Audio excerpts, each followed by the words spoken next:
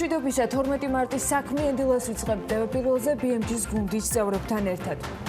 კორონავირუსთან დაკავშირებული ეკონომიკური გაურკვევლობები და ბოლო დღეების განმავლობაში ნავთობის ფასების მკვეთრი ვარდნა ლარის კურსზე გავლენას ახდენს. ეს პარლამენტის საფინანსო საბიუჯეტო კომიტეტის თავმჯდომარის ირაკლი კოზენაძის შეფასებაა ეროვნული ვალუტის მერყეობასთან დაკავშირებით. მისი თქმით, ეროვნული ვალუტის კურსის რყევა სწორედ ამ პროცესებთან დაკავშირებული ნეგატიური მოლოდინები იწვევს. ლარი დოლართან მიმართებით 3.3 თეთრით, ევროსთან კი 3.2 თეთრით გაუფასურდა გუშინ. ახალი კურსით 1 დოლარის ღირებულება 2 ლარი და 87 თეთრია 88-ზე მრგვალდება ფაქტობრივად, ევროს ფასი კი 3 ლარი და 26 თეთრამდეა.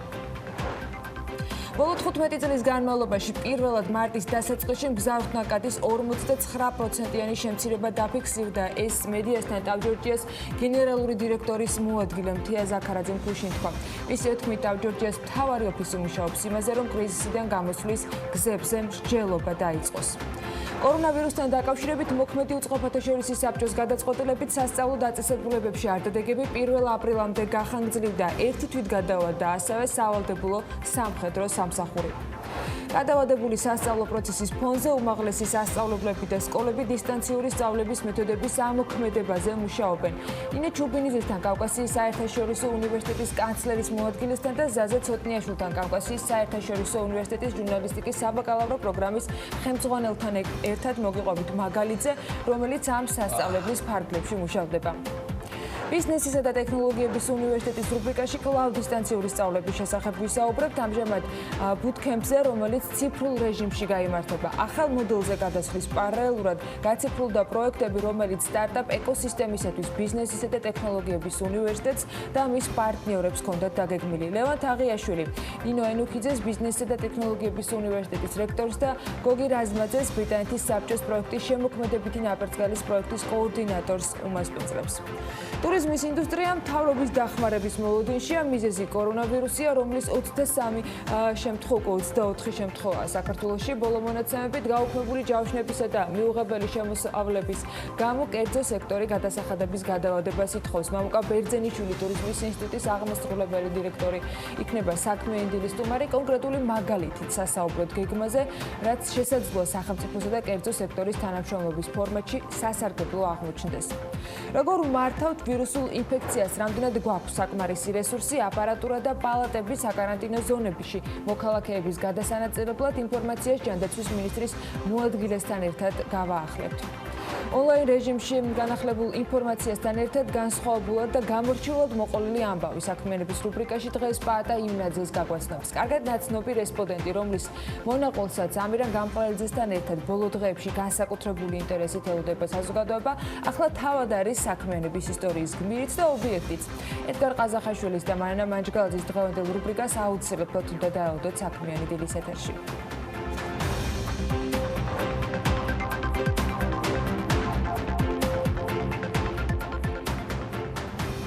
მშვიდობისამ საქმიანი დილის ეთერს ვიწყებ ძალიან დატვირთულ, საინტერესოს და ინფორმაციებით სავსეს. მოგესალმებით ყველას. ბოლო დღეების განმავლობაში, მას შემდეგ რაც კორონავირუსმა COVID-19-მა უკვე ესეთი საყოველთაო სახეც მიიღო, ამას თავისი სახელიც დაერქვა. გუშინ იგი ჯანდაცვის მსოფლიო ორგანიზაციის დირექტორმა ტედროს გებრეისუსმა ჩვენ დროით სადღაც საღამოს 9 საათისთვის COVID-19 პანდემიად გამოაცხადა. ანუ გაფორმდა მარტივად ყველაფერი, უკვე ოფიციალურად პანდემია დაავადების ვრცელ გეოგრაფიულ არეალში გავრცელებას ნიშნავს. ეს შესაძლოა იყოს რამდენიმე სხვადასხვა კონტინენტზე, ან სულაც ყველგან მთელი მსოფლიოს მასშტაბით. როცა რაღაც კრიტიკული მძიმესენი მაინც აწუხებს, როგორც ასეთი არის დაფიქსირებული დედამიწაზე. უბრალოდ გეოგრაფიული არეალის გავრცელების აღნიშვნა დაფიქსირდა და ოფიციალურად გაფორმდა. ჯანდაცვის მსოფლიო ორგანიზაციის განმარტებით აფეთქება არის დაავადების შემთხვევების ზრდა, იმაზე მეტად ვიდრე ჩვეულებრივ პირობებში მოსალოდნელი. ეპიდემია კი ეწოდება გარკვეულ საზოგადოებაში ან რეგიონში დაავადების სტანდარტულ რაოდენობაზე მეტი შემთხვევების არსებობას. პანდემია ახალი დაავადების საერთაშორისო გავრცელებაა. მსოფლიოში პანდემია ბოლოს 2009 წელს გახდა H1N1-ის ვირუსის გამო.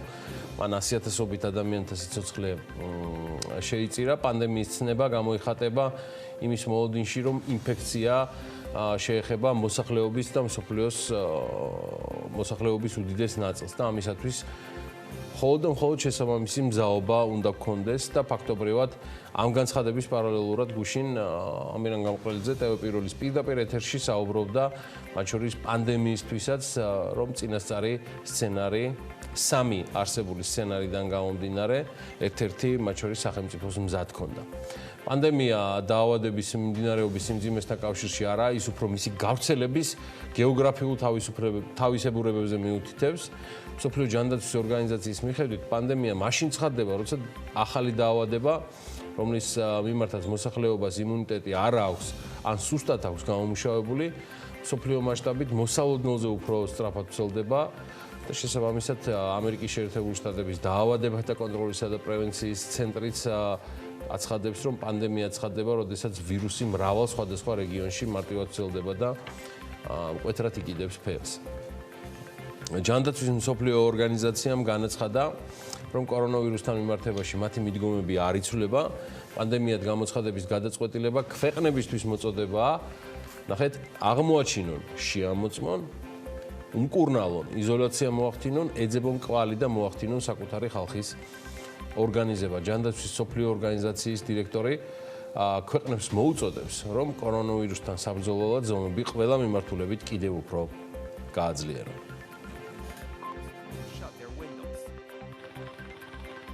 WHO has been assessing this ქვეყნებს ყოველდღე საგანგებრო და აგრესიული ზომებისკენ მოუწოდებ ჩვენ განგაში ზარებს ხმამაღლა და მკაფიოდ რეკავთ არ არის გამორიცხული რომ უახლოეს დღეებში გაიზარდოს გარდაცვლილთა რაოდენობა.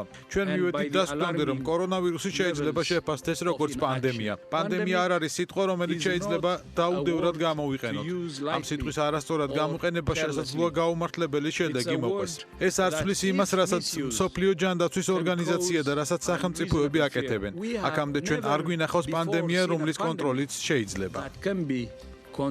ვიდრე ჩვენს ტრადიციულ პროლოგს დავიწყებთ, კიდევ ერთი სიახლე, რომელიც როგორც გითხარით, ბოლო დღეების განმავლობაში მუდმივად იცვლება ღამის განმავლობაში სიახლეები და გვიწევს დილიდან ფაქტიურად თქვენთვის მოწოდებული ამბების განახლება, გახლავთ ის, რომ პრეზიდენტმა ტრამპმა მიიღო გადაწყვეტილება და 30 დღის განმავლობაში ევროპასთან მიმოსვლა სრულად დაიკეტება, საუბარია ავიამიმოსვლაზე და ცხადია საუბარია ევროპის ყველა ქვეყანაზე, გარდა დიდი ბრიტანეთისა. ამერიკის ზომის და სიძლიერის ეკონომიკისთვის ეს გადაწყვეტილება განჭრეტადია და შედარებით იოლად გადასატანი იქნება. რა გავლენა ექნება ამ გადაწყვეტილებას ევროპის ქვეყნებზე და რა რეაგირებას მისცემენ ბირჟები ბოლო ორ გადაწყვეტილებას, გულისხმობ რას მოგახსენებთ, პანდემიის გამოცხადება და ევროპასთან ავიამიმოსვლის ჩაკეტვა, უახლოესი ხვალინდელი დღიდან თუ არ ვცდები, ამას სულ რამდენიმე საათში დავაკვირდებით და BMG მთელი დღის განმავლობაში მოგაქვთ ინფორმაციას. მანამდე საქართველოს ამბები კომპანია გეფას დირექტორი, რომელიც ახალი კორონავირუსის დიაგნოზით თავისი ოჯახის წევრებთან ერთად ინფექციურ საავადმყოფოშია მოთავსებული, გუშინ გავრცელდა ესეთი ინფორმაცია, იგი კოლეგებს და კომპანიის თანამშრომლებს წერილს უგზავნის და საზოგადოებას წინ დაუხედაობისთვის უხდის ბოდიშს. იტალიიდან დაბრუნებული კომპანიის დირექტორი საკუთარ საქციელს სამსახურში გამოცხადებაზე აფასებს როგორც წინ დაუხედაობას და ის განიცდის ამ საქციელსაც და იმედს გამოთქვამს, რომ ეს იქნება მაგალითი სხვებისთვის, რომ ამგვარი წინ დაუხედაობა არ განმეორდეს. ის წერილში ადასტურებს მტკიცებით ფორმაში, რომ არც სიცხის დამწევით უსარგებლია დაბრუნებისთანავე სამშობლოში.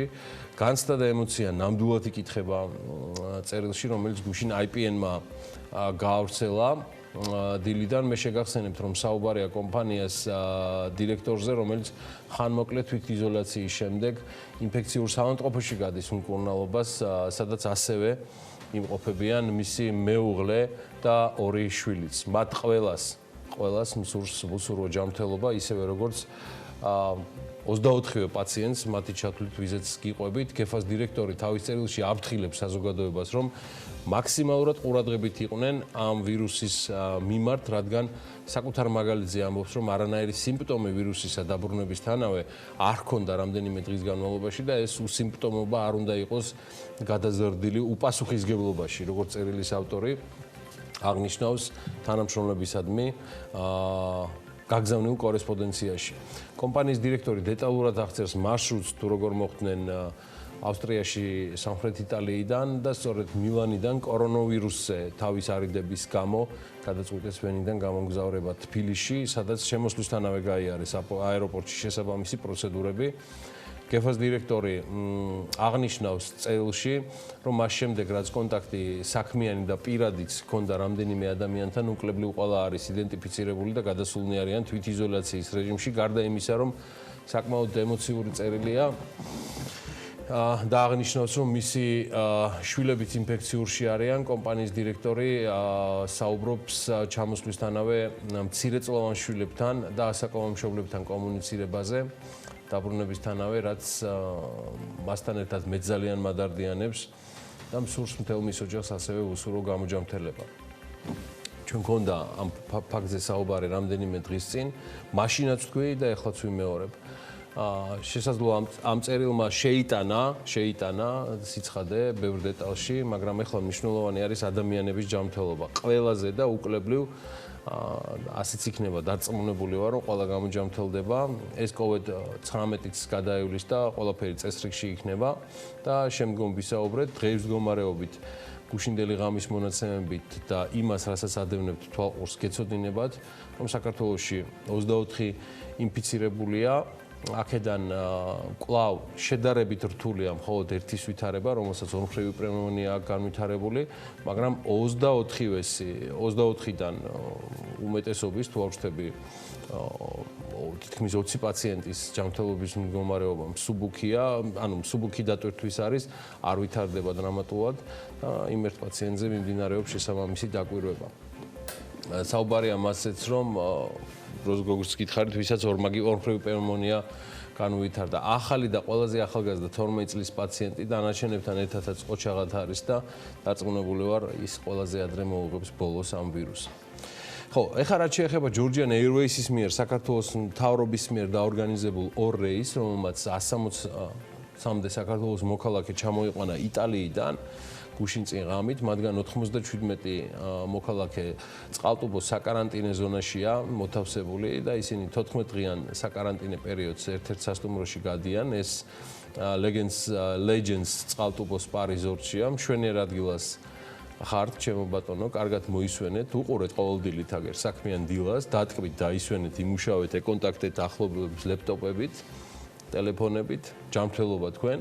ამ დავირუსებულ პაციენტებს შორის არიან სხვადასხვა ადამიანები, მათ შორის ისინიც, ვინც გადაწყვიტეთ საჯაროდ ეთქვათ ამ ყველაფრის შესახებ, როგორც ეს მაგალითად ნიკა გამყრელიძის მაგალითზე მოხდა. ვირუს მატარებელია და სხვებთან ერთად მალე გამოჯანმრთელდება სოფლის მეურნეობის მოქმედი მინისტრის მოადგილე იური ნოზაძე. თვითიზოლაციაში იმყოფებიან საპარლამენტო კომიტეტის თავმჯდომარე ოთარ დანელია, ეკონომიკის მინისტრის მოადგილე გენადი არველაძე და მათ ამის შესახებ, როგორც გითხარით, თავად განაცხადეს. იზოლაცია და შედარებით თავშეკავება მასობრივი თავშეყრის ადგილებიდან არის უმთავრესი რეკომენდაცია, რომელიც ყველაზე ეფექტურად მოქმედებს კორონავირუსზე ტრადიციული ხელის დაბანვის და სამუშაო თუ პირადი სივრცეების დეზინფექციისა, იმგვარი სახსრების, იმგვარი ამ შემთხვევაში ნივთიერებებით, რომელთა შემადგენლობაში სპირტი ჭარბად უნდა იყოს. დეზინფექცია არ ნიშნავს დალევას მხოლოდ, კიდევ ერთხელ გამეორდები, რომ ამ სიამოვნებას კი ბატონო, ნუ მოიკლებთ ზომიერების ფარგლებში ისიც, მაგრამ გეტყვით, რომ ალკოჰოლის მიღება არ არის ამ შემთხვევაში გარანტირებული, არანაირად არ დაანეიტრალებს ვირუსებს თქვენს ორგანიზმში. აი ალკოჰოლით დაზელვა საკუთარი თუ გარშემო პირებისა ნამდვილად კარგი გადაწყვეტილებაა და მე უკვე შეგიძლიათ ყველა საქმეს მიხედოთ გემრიელად მოცალეობისას. ქართულ კომპანიებსაც არაუშავთ ორშაბათის შეტორტმანების შემდეგ. ეგენი კი არა, Apple და Berkshire Hathaway შეტორტმანდა ორშაბათს. 9 მარტი საკმაოდ მძიმე თარიღია ფინანსურ ისტორიაში. ჩვენი კომპანიები გუშინაც ყოჩაღად მოქმედებდნენ ლონდონზე. ლონდონზე არ აგვიშავს. რაც შეეხება ტურიზმს და დაჭვრად დანარჩენ სექტორებს, კორონავირუსი სერიოზულად დაარტყოს მათ საქართველოში და ამის სიმპტომები გასულ კვირაშიც იყო და გუშინ მხოლოდ რამდენიმე სამწუხარო დასტური მივიღეთ. თბილისში სასტუმროები დროებით იხურება, მიზეზი ვირუსის გავლენით გაუქმებული ჯავშნებია. ამის შესახებ BMG-ს სასტუმროებისა და რესტორნების ფედერაციის დამფუძნებელი შალვა ლავერდაშვილი აწვდის ინფორმაციას. დაიხურა ამ ეტაპზე ლესელიძეზე მდებარე სასტუმრო კალასი. ეს სასტუმრო, როგორც ამოვიკითხე, საკმაოდ დიდი ხანია ბაზარზე. იკეტება ზემელი სხვებით და ასევე ადგილი აქვს თანამშრომელთა უფასო შეულებაში გაშვებას სხვადასხვა სასტუმროების მხრიდან აცხადებს შალვა ლავერდაშვილი. დასაქმებულთა 40-50% ტოვებს აჭარა ჯგუფს. აჭარა ჯგუფის მართვაში მყოფ სასტუმროებს. ამაზე უკვე BMG-სთან აჭარა ჯგუფის აღმასრულებელი დირექტორი ვალერი ჩეხერია საუბრობს. მე მოგაწოდეთ კიდეც ამასთან დაკავშირებით ინფორმაცია, რომ მთავრობა გეგმავს და მუშაობს ანტიკრიზისულ პაკეტზე, რომელმაც სექტორს და ეკონომიკას უნდა დაეხმაროს. სხვადასხვა გადაწყვეტილებების მიღებაში დაველოდოთ რა იქნება ეს ანტიკრიზისული გეგმა. ლოდინი როგორც ჩანს სასწავლო დაწესებულებებსაც დასჭირდებათ, ვიდრე სწავლის პროცესს ჩვეულ რეჟიმში განაახლებენ. კორონავირუსთან დაკავშირებით მოქმედი უწყებათა შორის საბჭოს გადაწყვეტილებით სასწავლო დაწესებულებებში არ დადეგები 1 აპრილამდე გახანგრძლივდა. მთავრობის ადმინისტრაცია საქართველოს მასშტაბით სასწავლო დაწესებულებებში გამოცხადებულ არ დადეგებს 1 აპრილამდე ახანგრძლივებს, ასევე 1 აპრილამდე შეწყვეტილი იქნება სპეციალური საჭიროების მქონე პირებისთვის მომსახურების მიწოდება დღის ცენტრებში, საჭირო ღონისძიებების დღის ცენტრებში მომსახურებით უზრუნველყოფის ქვეპროგრამის ფარგლებში.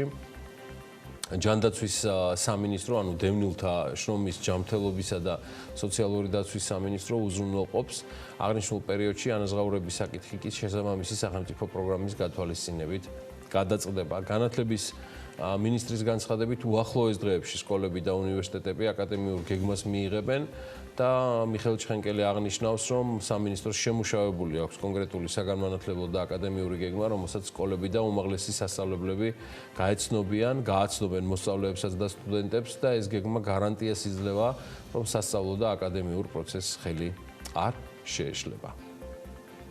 ასევე ერთი თვით გადავადა 13 აპრილამდე სავალდებულო სამხედრო სამსახურში საგაზაფხულო გაწევა. ესეც ინგოროყვაშვიდში შეკრებილი მთავრობის წევრების და საკოორდინაციო საბჭოს სხვა წევრების გუშინდელი გადაწყვეტილებებთაგან ერთ-ერთი გახდათ. გუშინდელ მთავრობის დომაზე კი ამ შემთხვევაში გულისხმობ თბილისის მუნიციპალიტეტის მთავრობის დომას. კახა კალაძემ უკვე ოფიციალურად მისცა მსვლელობა, ალბათ ერთ-ერთი ყველაზე რთული პრობლემის გადაწყვეტას, რაც სხვადასხვა სამშენებლო კომპანიებისგან დაზარალებულთა ბინადმშენებლობის საკითხის მოგვარებას ეხება. ეს ნამდვილად არის საკითხთა შორის, რომელთაც კალაძე შეუძლია იამაყოს, როგორც მოგვარების, ასევე კოორდინაციის თვალსაზრისითაც. ეს საკითხი მარტო მერიის მიერ ვერ მოგვარდებოდა, რომ არა ფედერალური მთავრობის ძალოვანი სტრუქტურების, საგამოძიებო უწყებების და სხვა სამინისტროების კოორდინაცია. M კვადრატი ვერ მოკიდებდა ხელს სამშენებლო კომპანია სვეტის მიერ დაწყებული პროექტების დასრულებას, ბოლომდე მიყვანას და დაზარალებული ადამიანებისთვის სახლების მშენებლობას. როგორც გითხარით, ამ მშენებლობას M კვადრატი განახორციელებს.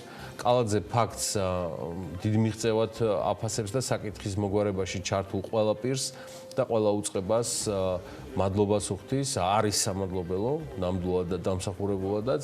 დაახლოებით 25 მილიონ ლარზე არის საუბარი, რის ინვესტირებაც მოუწევს კომპანიას და იმედია ისმენენ ეხლაც ყურადღებით 3 წელი დასჭირდება კომპანიას იმისთვის, რომ დაზარალებული სრულად დაკმაყოფილდნენ. სხვა შორის ანალოგიურ ვადებთან დაკავშირებით დასტური თბილისის მერმაც გააკეთა.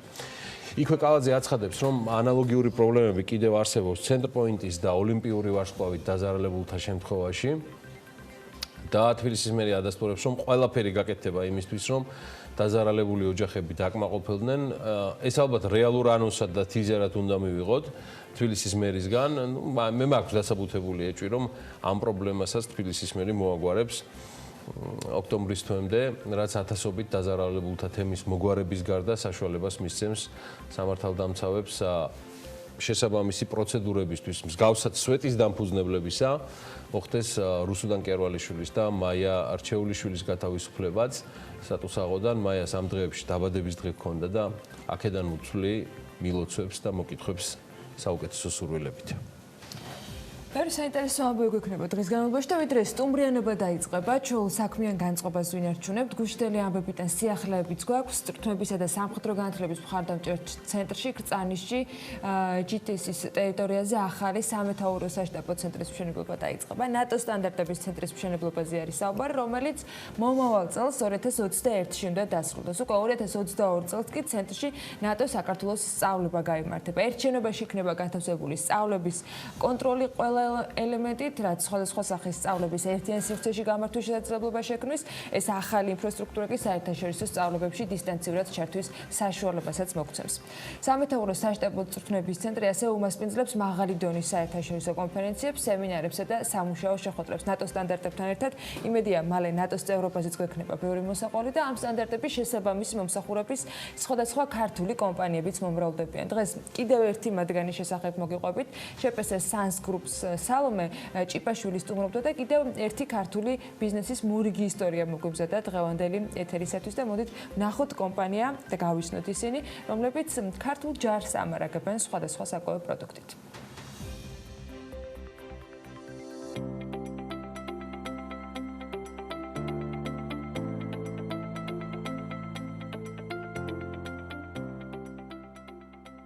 იდეა 2014 წელს ჩამოყალიბდა, 2014 წელს დავსახეთ ბიზნეს გეგმა და 2015 წლიდან ჩვენ უკვე დავიწყეთ ჩამოსხმა და ბაზარზე ჩვენი პროდუქციის მიწოდება. ბიზნესი გვაქვს დაწყებული აბსოლუტური ნულიდან რა, არაფერი არ ჩაგვიდია, ნაქირავები დანადგარებით დავიწყეთ, ნაქირავები ფართით დავიწყეთ და შემდგომ უკვე დავიწყეთ ნელ-ნელა შევსება ჩვენი დანადგარებით, ნელ-ნელა გავფართოვდით და დავიწყეთ წინ. ეს საინტერესო ნიშა იყო ჩვენთვის და ბაზარზეც არ იყო წარმოდგენილი ქართული წარმოების, არც კეჩუპი, არც მაიონეზი. 8 სახეობის პროდუქციას ვაწარმოებთ, 4 სახეობის მაიონეზი გვაქვს, 2 სახეობის კეჩუპი გვაქვს და 2 соуსი გვაქვს.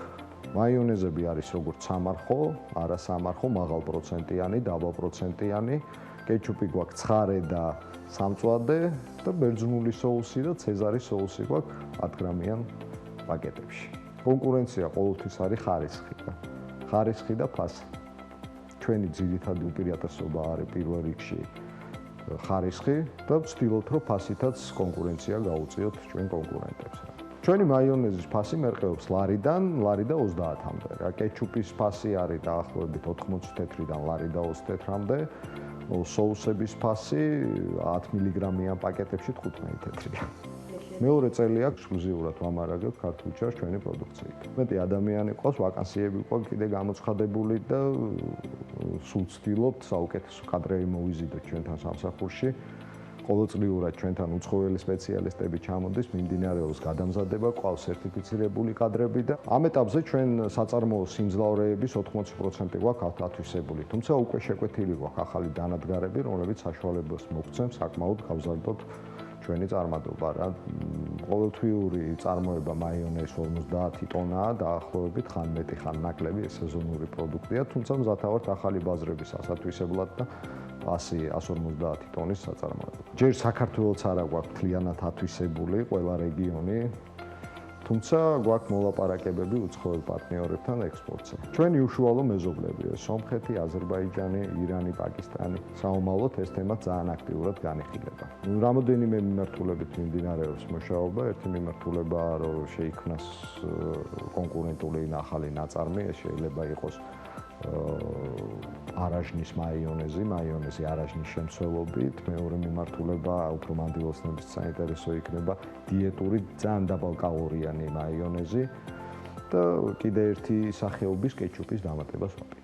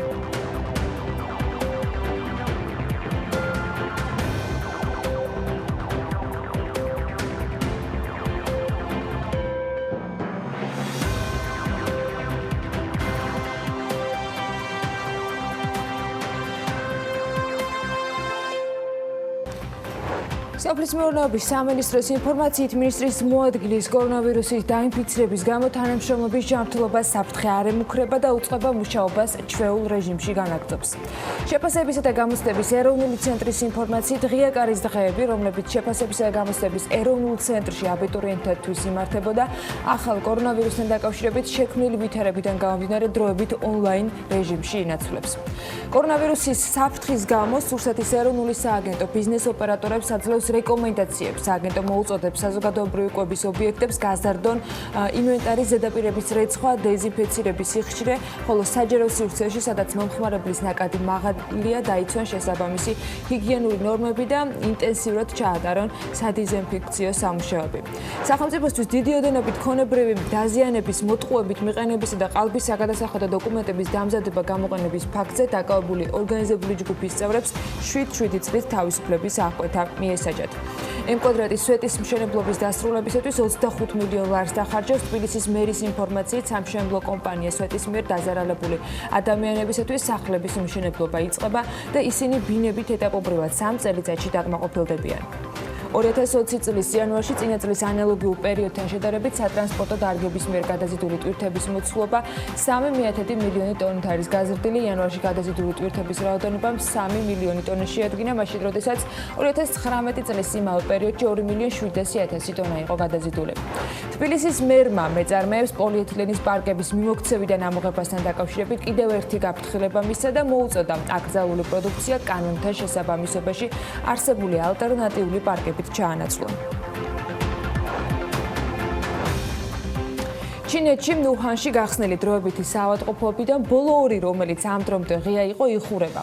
ჰუბეის პროვინციაში, რომელიც კორონავირუსის შედეგად ყველაზე მეტად დაზარალდა, ამბობენ, რომ მალე ცხოვრების ჩვეულ რიტმს დაუბრუნდებიან. ინფორმაციას CNN-ი ავრცელებს. ციანჯინში აცხადებენ, რომ საზოგადოებრივი ტრანსპორტის მოძრაობა უახლოეს დღეებში სრულად აღდგება. შესაბამისი გადაწყვეტილება მთავრობის სხდომაზეა მიღებული.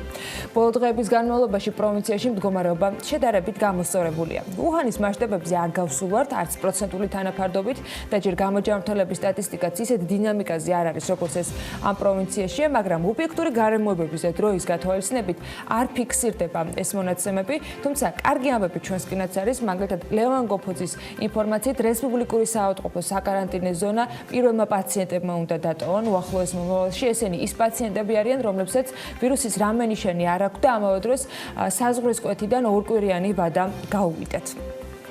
ჩვენ უკვე დავიწყებთ ზონიდან პაციენტების გაწერას. ვამზადებთ დაახლოებით 10 პაციენტს, მათი მონაცემები გადაეგზავნება ცენტრს, იქ შემოწმება კიდევ ერთხელ და უსიმპტომოდ ვინც არიან ყველა პაციენტი და გაუვიდათ საზღვრის კვეთიდან 2 კვირა, ყველა გავცემთ სახლში. ისევ ჩინეთიდან ამბებს უნდა მიუბრუნდეთ.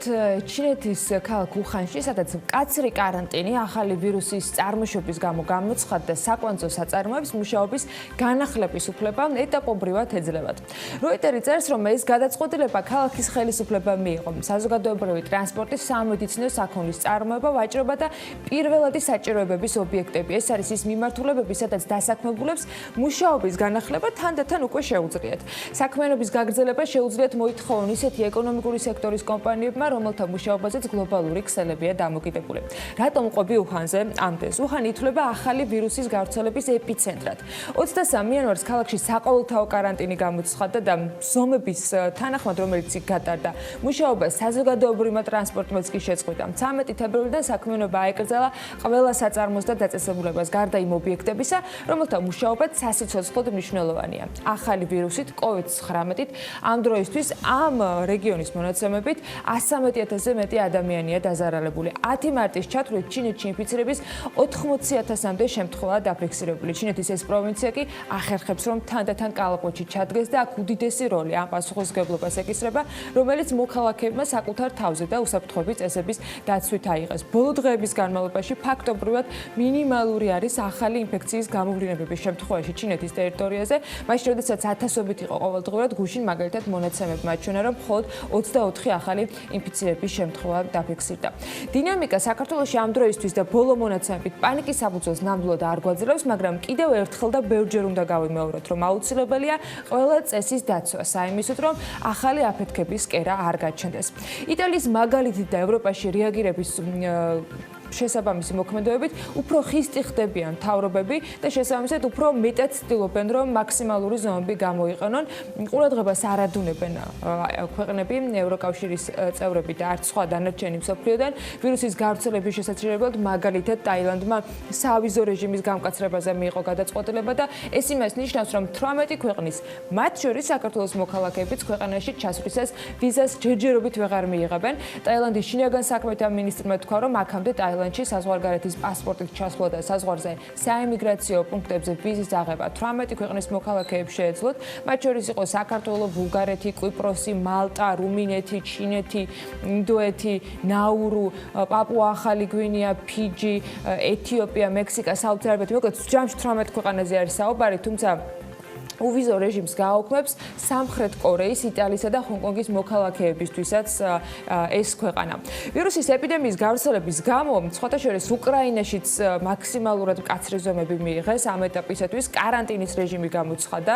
ეს რეჟიმი 12 მარტიდან 3 აპრილამდე იმოქმედებს და როგორც უკრაინული მედია წერს, ამ პერიოდის განმავლობაში სასწავლო პროცესი შეწყდება, მასობრივი აქციების გამართვა არ დაიშვება, სადაც 200-ზე მეტი ადამიანის მონაწილეობა იქნება, ასევე შეიზღუდება ავიამიმოსვლა რამდენიმე ქვეყანასთან.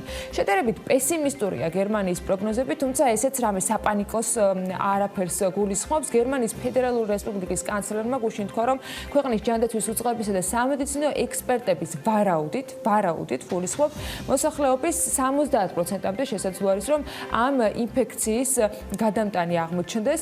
BBC-ს ინფორმაციით ის ასევე ამბობს, რომ ვინაიდან გერმანიაში ვირუსით ინფიცირებულის განკურნება ჯერჯერობით არ არის დაფიქსირებული, სამთავრობო უწყებებმა მაქსიმალური ყურადღება სწორედ ვირუსის გავრცელების პრევენციისაკენ უნდა მიმართონ და იმედოვნებენ, რომ ეს გავრცელება ასეთი მასშტაბების არ იქნება. კანცლერმა ასევე განაცხადა, რომ ქვეყანა უნდა ფოკუსირდეს გავრცელების პრევენციაზე, თუმცა ეს სამედიცინო პერსონალის გადაწვის ხარჯზე არ უნდა მოხდეს.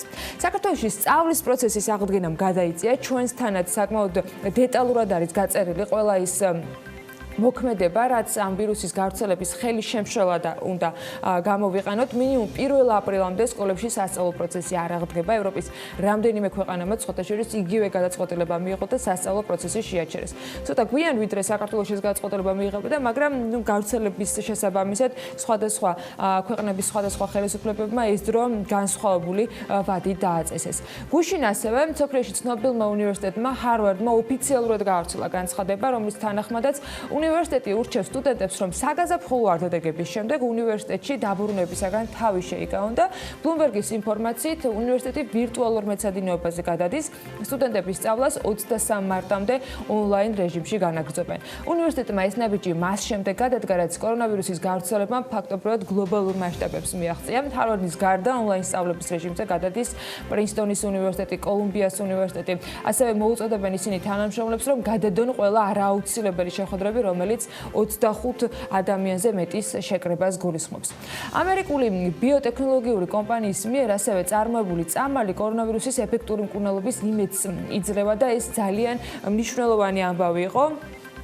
კომპანია გილიადში თქვეს, რომ პრეპარატმა წარმატებით გაიარა პირველი კლინიკური ტესტირება COVID-19-ით ინფიცირებულ პაციენტებში, თუმცა ოფიციალური შედეგები უკვე შემდეგ თვეში იქნება ცნობილი. ამასთან დაკავშირებით გუშინ ამირან გამყრელიძე მათ ისაუბრა და მან აღნიშნა, რომ მნიშვნელოვანია დადებითი პასუხების დაფიქსირება და რა თქმა უნდა რეკომენდაციები, რომელიც აღიარებულმა ჯანდაცვის ორგანიზაციებმა უნდა გასცენ ამ წამალთან დაკავშირებით, თუმცა ეს არ ნიშნავს, რომ მოდუნების უფლება გვაქვს. გარდიანმა დაწერა კიდეც, რომ რიგ ქვეყნებში კრიტიკულ მდგომარეობაში მყოფი პაციენტების სამკურნალოდ ექიმები იყენებენ კონკრეტულ პრეპარატს ნებართვით, თუმცა ამ პრეპარატის გამოყენება პირველად ჩინეთში თებერვლის დასაწყისში მოხდა, შემდეგ ამერიკის შეერთებულ შტატებში გამოიყენეს და ცოტა მოგვიანებით იტალიაში. ბრიტანული გამოცემა იმასაც აღნიშნავდა, რომ ამ პრეპარატით ჩატარებული კურსის შემდეგ პაციენტები განიკურნენ სამივე ქვეყნის შემთხვევაში, თუმცა აუცილებელია, რომ სრული გამოცდა მოხდეს პრეპარატისა და დადგენა წარმოუდგენა ამსუბუქებს თუ არა პრეპარატის სიმპტომების სიმცირებს და ამცირებს თუ არა სიკვდილიანობის მაჩვენებელს. ამას გარკვეული დრო დაჭირდება, მაგრამ პოზიტიური გზავნილებისათვის მაინც მნიშვნელოვანი არის ასეთი ფაქტების დადასტურება. მიმდინარე ცდებმა ცხადყო, რომ ის პრეპარატი, რომელზეც საუბარი არის, ვირუსს ორგანიზმში ანადგურებსო, წერს გამოცემა. ცხოველებზე ჩატარებული კვლევის მიხედვით, ასევე კომპანიის მხრიდან არის გამოთქმული აზრი, რომ თუ პრეპარატის მიღებას პაციენტი დროულად დაიწყებს, ის კორონავირუსის ტიპს SARS და MERS-ის ვირუსებს კლავს. სწორედ აქედან გამომდინარე, ერთ-ერთი ყველაზე იმედისმომცემი პრეპარატი გახდა ის, რაზეც გილიადი მუშაობს. ამას გარდა ძალიან ბევრი დაიწერა ანტივირუსულ აცრებზეც, პრეპარატებზეც, წამლებზეც, კურნალობაზეც, მისი გამოყენების დაშვების ვადებზეც, მაგრამ ვცდილობთ, რომ ყველა ინფორმაცია ერთნაირად თავს მოხვეული არ იყოს გაზიარებული, რადგან რთულია რიგ შემთხვევაში გადამოწმება და სანდოობის განსაზღვრა ამა თუ იმ ინფორმაციისა, იმიტომ რომ მოლოდინი და სურვილი იმის, რომ რაც შეიძლება მეტი საიმედო ინფორმაცია მივიღოთ, თავისთავად და ბუნებრივად არსებობს, მაგრამ ფაქტია, რომ მობილიზებული მსოფლიო ნელ-ნელა გამოსავალს მედიცინის და კარგი ორგანიზებულების დახმარებით გვთავაზობს. გუშინ მსოფლიო ჯანდაცვის ორგანიზაციიდან ასევე მოვისმინეთ, რომ ეს იქნება პანდემია, რომელიც ყველაზე მოკლე დროში დამარცხდება ისტორიულად, რაც კი მსოფლიოს გადაუტანია და ეს ძალიან მნიშვნელოვანია, თუმცა კიდევ ერთხელ არ უნდა დავივიწყოთ, რომ ძალიან მნიშვნელოვანია, რა თქმა უნდა, ორგანიზებულობა, პასუხისმგებლობა და დამოკიდებულება სერიოზული, არა პანიკური ამ საკითხის მიმართ. სამედიცინო თვალსაზრისით სიტუაციის კონტროლთან ერთად მსოფლიო ეკონომიკა მნიშვნელოვანი გამოწვევის წინაშე დადგა კორონავირუსის გამო და მაგალითად კრისტინ ლაგარდი უმოქმედობის შემთხვევაში 2008 წლის მსგავსი კრიზისის დაწყებასაც პროგნოზირებს. ევროპის ცენტრალური ბანკის პრეზიდენტი ევროპაში 2008 წლის მსგავსი კრიზისის დაწყებას იმ შემთხვევაში უშვებს, თუ სახელმწიფოები კორონავირუსიდან მომდინარე რისკებს საპასუხოდ შესაბამის მონეტარულ გადაწყვეტილებებს არ დაუპირისპირებენ.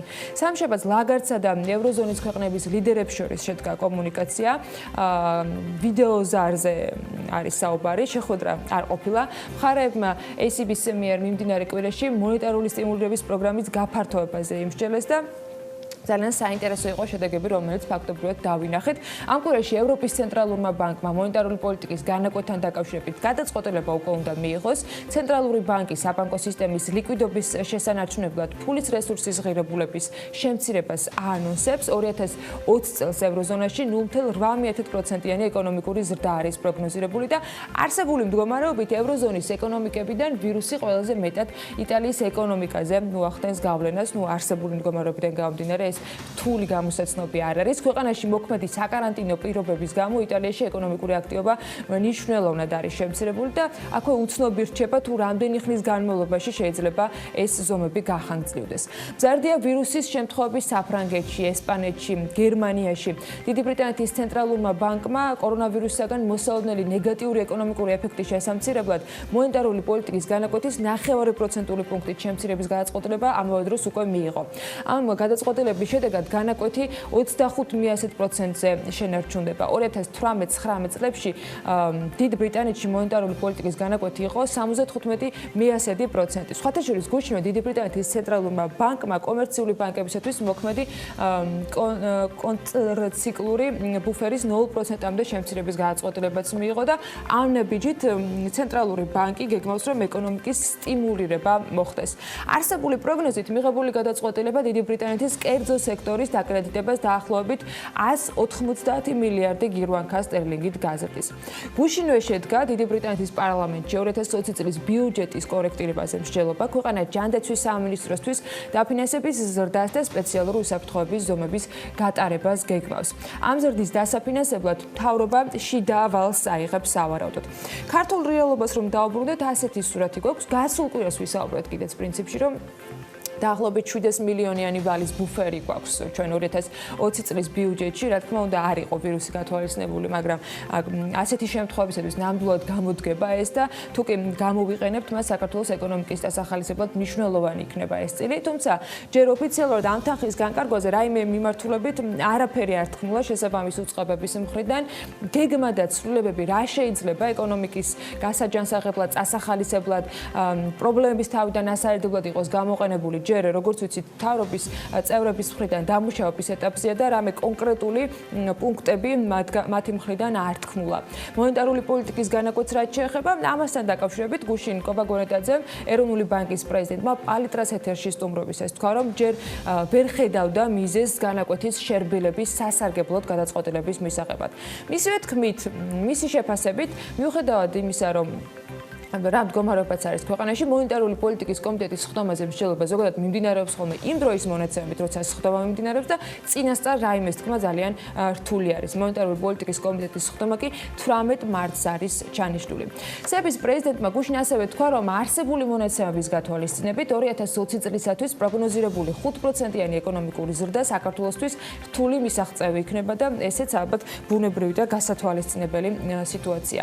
ჩვენ რა თქმა უნდა განვაახლებთ იმ პროგნოზს, რომელიც არსებობს სასაქონლო ბირჟებზე ვაჭრობა საერთოდ შეჩერდა, რადგან ნავთობის ფასების ზრდა საკმაოდ დიდი შოკი იყო, დიდი ალბათობით მსოფლიო ეკონომიკის ზრდა შემცირდება და ეს პროგნოზი იქნება გამოცხადებული. ვფიქრობ, რომ ის 5%-იანი ზრდა, რომლის პროგნოზით საქართველოში 2020 წელს იყო, რთული მისაღწევი იქნება ალბათ გარკვეულწილად, მისი გადახედვაც იქნება საჭირო, მიუხედავად იმისა, რომ ეს არ არის კარგი, ბუნებრივია, დღევანდელ მდგომარეობას ექნება გავლენა ეკონომიკაზე, რაც ნიშნავს, რომ მოთხოვნის ფაქტორის გაანგარიშებაც და გათვალისწინებაც საჭირო იქნება ამ პროგნოზში, რომელსაც ჩვენ ვაკეთებთ, ამბობს ეროვნული ბანკის პრეზიდენტი.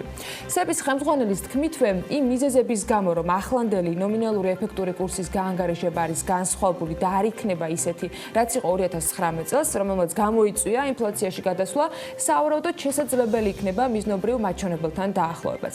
ეს იყო განცხადებები, რომელიც გუშინ გაკეთდა, დღეს მთავრობის სხდომა არის და მგონს იმედი, რომ მთავრობის წევრები დამატებით ინფორმაციას მედიას სამოქმედო გეგმასთან დაკავშირებით, იმ მუშაობასთან დაკავშირებით, რომელიც ამ პროცესის პარალელურად მიმდინარეობს, მოგვაწვდიან და რა თქმა უნდა, BM-წერტილი-G-ზე მუდმივად განახლებული სიახლეების ფარგლებში მასეთ შემოგთავაზებთ, გვექნება შესაძლებლობა, რომ ონლაინ რეჟიმში რა თქმა უნდა მოусმინოთ მთავრობის წევრებსაც ცხადია ინგოროყვას 7 ნომერში მათი შეკრების შემდეგ.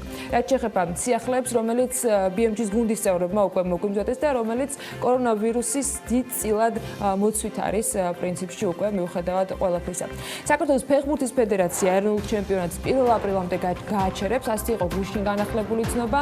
გუშინვე UEFA მატჩის დაწყებამდე ტრადიციად ქცეული ხელის ჩამორთმევა გააუქმა და ევროპული ფეხბურთის მმართველი ორგანიზაცია აღნიშნავს, რომ ეს გადაწყვეტილება ჯანმრთელობის მსოფლიო ორგანიზაციის რეკომენდაციის თანახმად მიიღეს. UEFA-მ გამოაცხადა, რომ მოთამაშეები ხელს აღარ ჩამოართმევენ მეტოქეებს და მსაჯებს, რაც წინა სამმატჩო პროტოკოლით იყო გათვალისწინებული. საფრანგეთის პრეზიდენტის ემანუელ მაკრონის განცხადებით, რომელიც ევროპელ ლიდერებთან გამართული ვიდეო კონფერენციის შემდეგ გააკეთა, ევროკავშირის ქვეყნებმა ვირუსის კვლევაზე 100 მილიონ ევროზე მეტი გამოყვეს. კორონავირუსის გამო მსოფლიო სავაჭრო ორგანიზაცია 20 მარტამდე დაგეგმილ ყველა შეხვედრას წყვეტს და მედიის ინფორმაციით ორგანიზაციამ ეს გადაწყვეტილება მას შემდეგ მიიღო, რაც მის ერთ-ერთ თანამშრომელს კორონავირუსი დაუდასტურდა.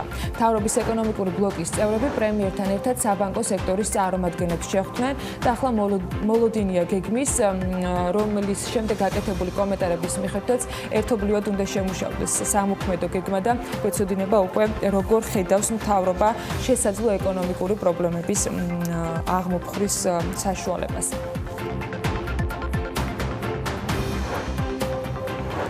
კორონავირუსის გავლენით და ნავთობის ფასის სწრაფით ცვლილების ფონზე ეროვნული ვალუტა გასული კვირის გამყარების ტენდენციის შემდეგ ნახტომისებური ბიჯებით გაუფასურდა. დღეისთვის 1 დოლარის ღირებულება 2 ლარი და 879 მიათასეთი თეთრია, ანუ თითქმის 2 ლარი და 88 თეთრი. ევროს ფასი 3 ლარი და 259 მიათასეთი თეთრია, ანუ თითქმის 3 ლარი და 26 თეთრი.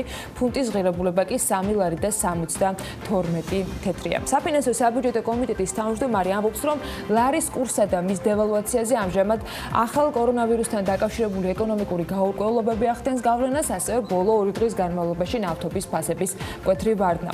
მისივე თქმით, კურსზე გავლენა სწორედ ამ პროცესებსა და მათთან დაკავშირებულ მოლოდინებს უკავშირდება. ირაკლი კოვზანაძე აღნიშნავს, რომ საჭირო იქნება და სავალდებულოც, რომ პარლამენტის, მთავრობისა და ეროვნული ბანკის მჭიდრო თანამშრომლობა პროცესებთან დაკავშირებით შედგეს, რათა პირველ რიგში პრევენცია მოახდინოთ, რამდენად შესაძლებელია და შემდეგ უკვე გარკვეული გეგმებიც დაისახოს. გარკვეული გავლენა საქართველოს ეკონომიკაზე ამას ექნება, ამბობს კოვზანაძე და მისივე შეფასებით საქართველოს ეკონომიკა არის მცირე და ღია მსოფლიოს ეკონომიკაში ინტეგრირებული, შესაბამისად მიმდინარე პროცესებზე მასზე გავლენას აუცილებლად იქონიებს. გუშინვე საფინანსო საბიუჯეტო კომიტეტის თავმჯდომარემ საპენსიო სააგენტო საპენსიო თანხების ინვესტირებაზე საზოგადოების მეტი ინფორმირებულობისაკენ მოუწოდა. 9 მილიარდ ლარზე მეტ ტრანზაქციაზე საზოგადოებას უნდა ჰქონოდა ინფორმაცია როგორც საინვესტიციო საბჭოსგან, ასევე სამეთვალყურაო საბჭოს წევრებისაგან. არ მიმაჩნია საჭიროდ ყველა ტრანზაქციაზე საჯარო განცხადებების კეთება, მაგრამ ეს არის საქართველოს მოქალაქეების შენატანი, მით უმეტეს პირველად იყო ისეთი მასშტაბური ინტერვენცია, როგორც იყო ამბობს კომიტეტის თავმჯდომარე. ამ სხდომაზევე დაგროვებითი პენსიის შესახებ კანონში ცვლილებების შეტანაზეც შედგა მსჯელობა საპენსიო თანხების ტრანზაქციების კანონიერებაზე დეპუტატებს ჰქონდათ კითხვები. მე შეგახსენებთ, რომ პირველი ტრანზაქცია, რომელთა დაკავშირებითაც შემთხვევით BMG-ის ჟურნალისტმა შოთა ტყეშელაშვილმა აღმოაჩინა ფაქტი, საპენსიო სააგენტომ გააკეთა განმარტება, რომ ელეკვანჭილაშვილთან ანალიტიკას ეთერში, რომ მათ სჭირდებოდათ, რაც შეიძლება სწრაფად დაეფიქსირებინათ ის საპროცენტო განაკვეთი, რომელიც კომერციული ბანკების მხრიდან იყო შემოთავაზებული და სწორედ აქედან გამომდინარე დასჭირდათ, რომ დროებითი ღონისძიებები გაეტარებინათ და 7 ბანკში არის განაწილებული თანხა, რომელიც სააგენტომ განკარგა.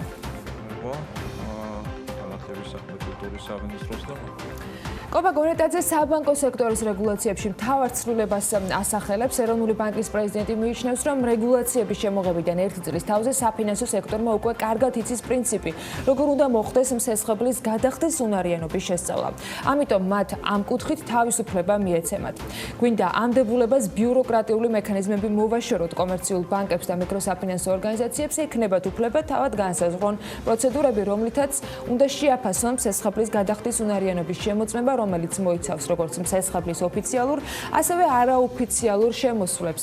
ჩვენ მათ ვაძლევთ თავისუფლებას, მაგრამ პრინციპი არც ერთ შემთხვევაში არ იცვლება. ეს მხოლოდ ბიუროკრატიულ მხარეს შეამსუბუქებს, ამბობს პალიტრას ეთერში გონეტაძე. მან ასევე აღნიშნა, რომ ცვლილებები შეეხება შემოსავლების ზღვრულ ოდენობასაც და 4 კრიტერიუმი 2-მდე შემცირდება. კახა კალაძე მეწარმეებს პოლიეთილენის პარკების ალტერნატიული პარკებით ჩანაცვლებისაკენ მოუწოდა. თბილისის მუნიციპალურმა ინსპექციამ სამართალდარღვევის 48 შემთხვევა გამოავლინა. დედაქალაქის მთავრობის ხელმძღვანელის ინფორმაციით, ამავე დროს კალაძემ გუშინ ბიზნესს მოუწოდა, რომ სანამ შემოწმება, ჯარიმების გამოწერა და პროდუქციის კონფისკაცია მოხდება, დროულად იყოს პროდუქტის ამოღება ბაზრიდან, ისეთის, რომელიც არ აკმაყოფილებს დადგენილ წესებს.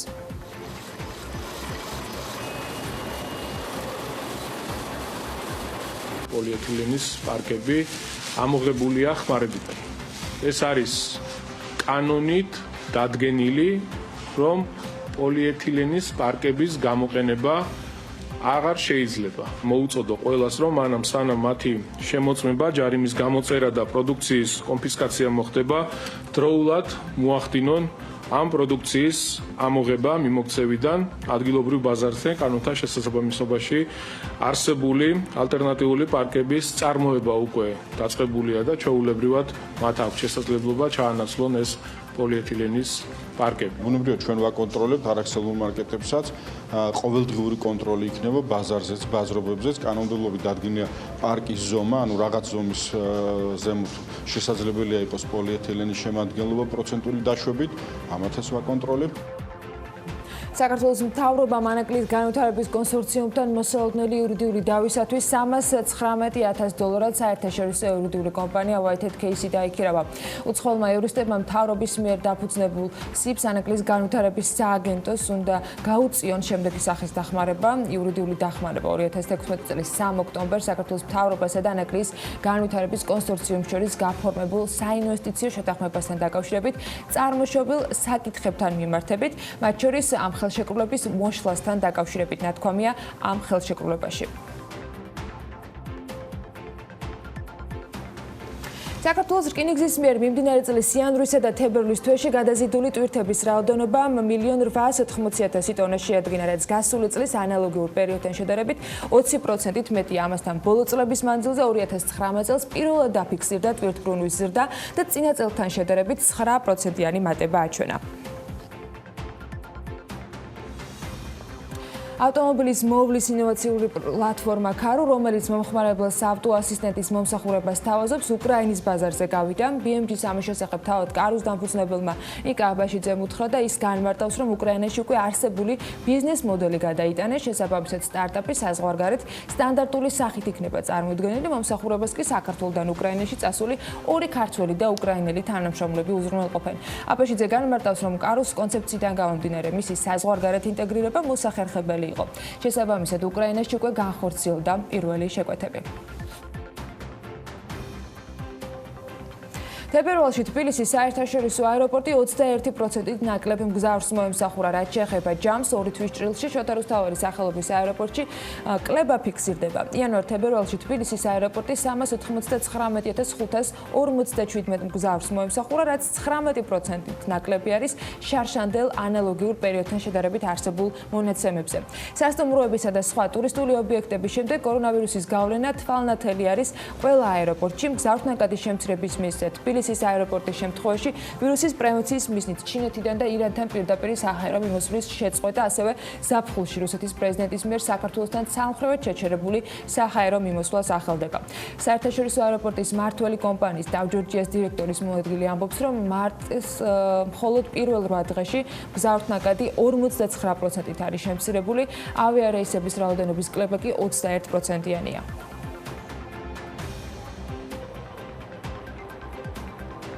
ამ ეტაპზე ჩვენ არ გეგმავთ არც პერსონალის შემცირებას, არ გეგმავთ რომ რაღაც სერვისები შევაჩეროთ, ჩვეულებრივ ტემპში და ჩვეულებრივ რეჟიმში ვმუშაობთ, იმიტომ ეს არის აეროპორტი, როგორც კი კორონავირუსის ესე ვთქვათ ეპიდემია თუ პანდემიის შიში გადაივლის, ჩვენ ვიწყებთ ესე ვთქვათ route development-ზე, route management-ზე სასწრაფო წესით, ჩვენ ვართ ჰოლდინგური კომპანია და ჩვენ head office-ი უკვე მუშაობს ამაზე, რომ რაღაცნაირად ეს უნდა დავალაგოთ, იმედი გვაქვს, რომ ის ავიაკომპანიები აღადგენენ აპრილიდან ფრენებს. პროგნოზების გაკეთება თბილისის აეროპორტის მმართველ კომპანიას გუშინ გაუჭირდა. ამბობენ, რომ დაელოდებიან, როგორ განვითარდება მოვლენები მარტის ბოლომდე და შემდგომ ნაბიჯებს ამის მიხედვით განსაზღვრავენ. გუშინ ითქვა, რომ Dow Georgia's ავიარეისების შეჩერების შემდეგ, რა თქმა უნდა, მზარალი მიადგა, თუმცა ერთადერთი, რასაც კომპანია საქართველოს ხელისუფლებისაგან ითხოვს, ეს სამომავლოდ ავიაკომპანიებთან მოლაპარაკებებში დახმარებაა. კომპანია მართავს ბათუმის აეროპორტსაც, სადაც სხვათა შორის მგზავრთნაკადის არათუ კლება, არამედ ზრდა დაფიქსირდა. ზარალის მიუხედავად Dow Georgia ბათუმის აეროპორტის გაფართოების სამუშაოებს მაინც არ აჩერებს და აქტიურ ფაზაში გადადიან.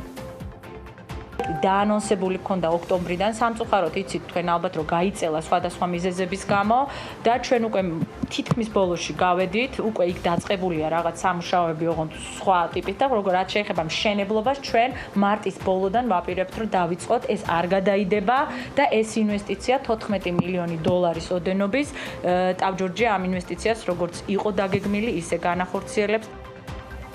რაც შეეხება კორონავირუს და დაავადების გავრცელების პრევენციას, Dow Georgia-ში თქვეს, რომ აეროპორტის დეზინფექცია ყოველდღიურ რეჟიმშია. ისინი ჯანდაცვის სამინისტროს რეკომენდაციებს სრულად ითვალისწინებენ.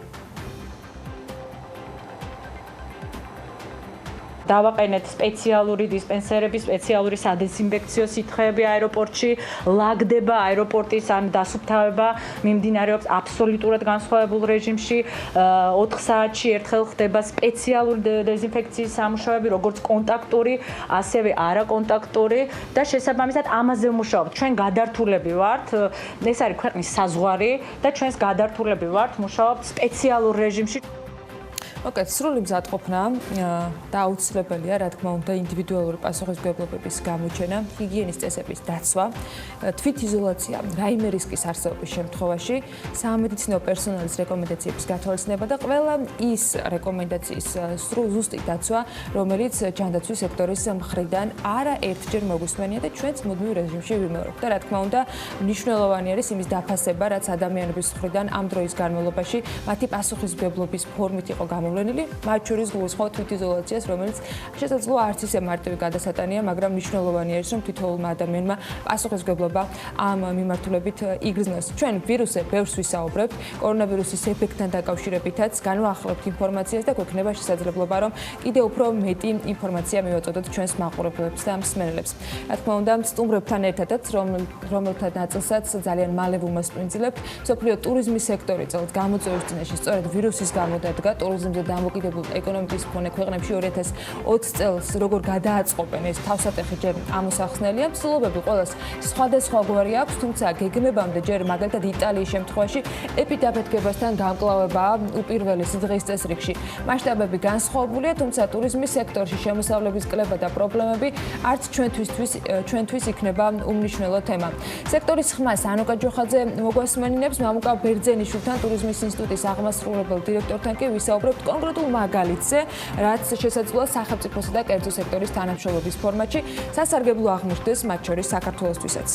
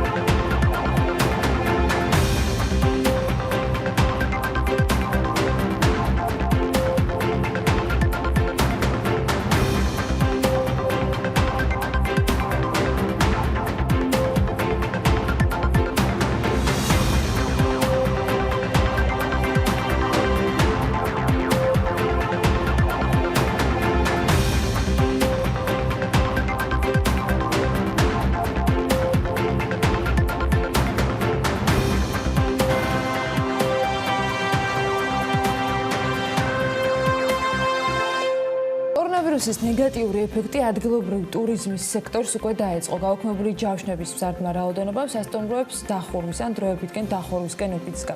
მსოფლიოში კორონავირუსის გავრცელების ტემპიდან გამომდინარე, საქართველოში მსგავსი სცენარი მოსაოდნელი იყო. რა მოლოდინები აქვს სასტუმრო ბიზნესის წარმომადგენლებს და რაზე აკეთებენ ისინი გათვლებს.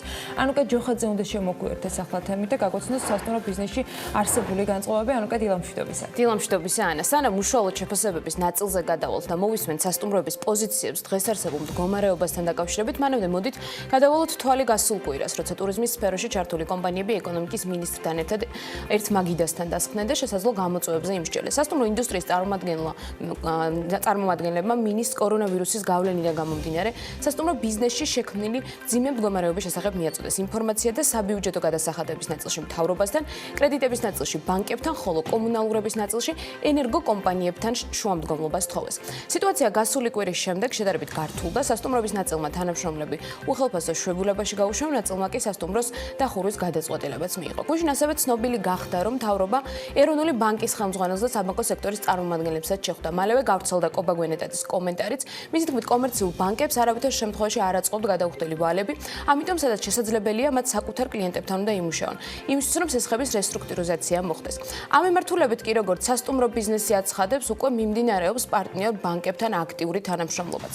ახლა კი მგონი უკვე დროა მოვისმინოთ სასტუმრო ბიზნესის წარმომადგენლების კომენტარები იმასთან დაკავშირებით, თუ რა გავლენა ჰქონდა კორონავირუსს მათ ბიზნესზე და როგორია უკვე მათი მოლოდინები ტურისტულ ბაზარზე არსებულ გამოწვევებთან დაკავშირებით.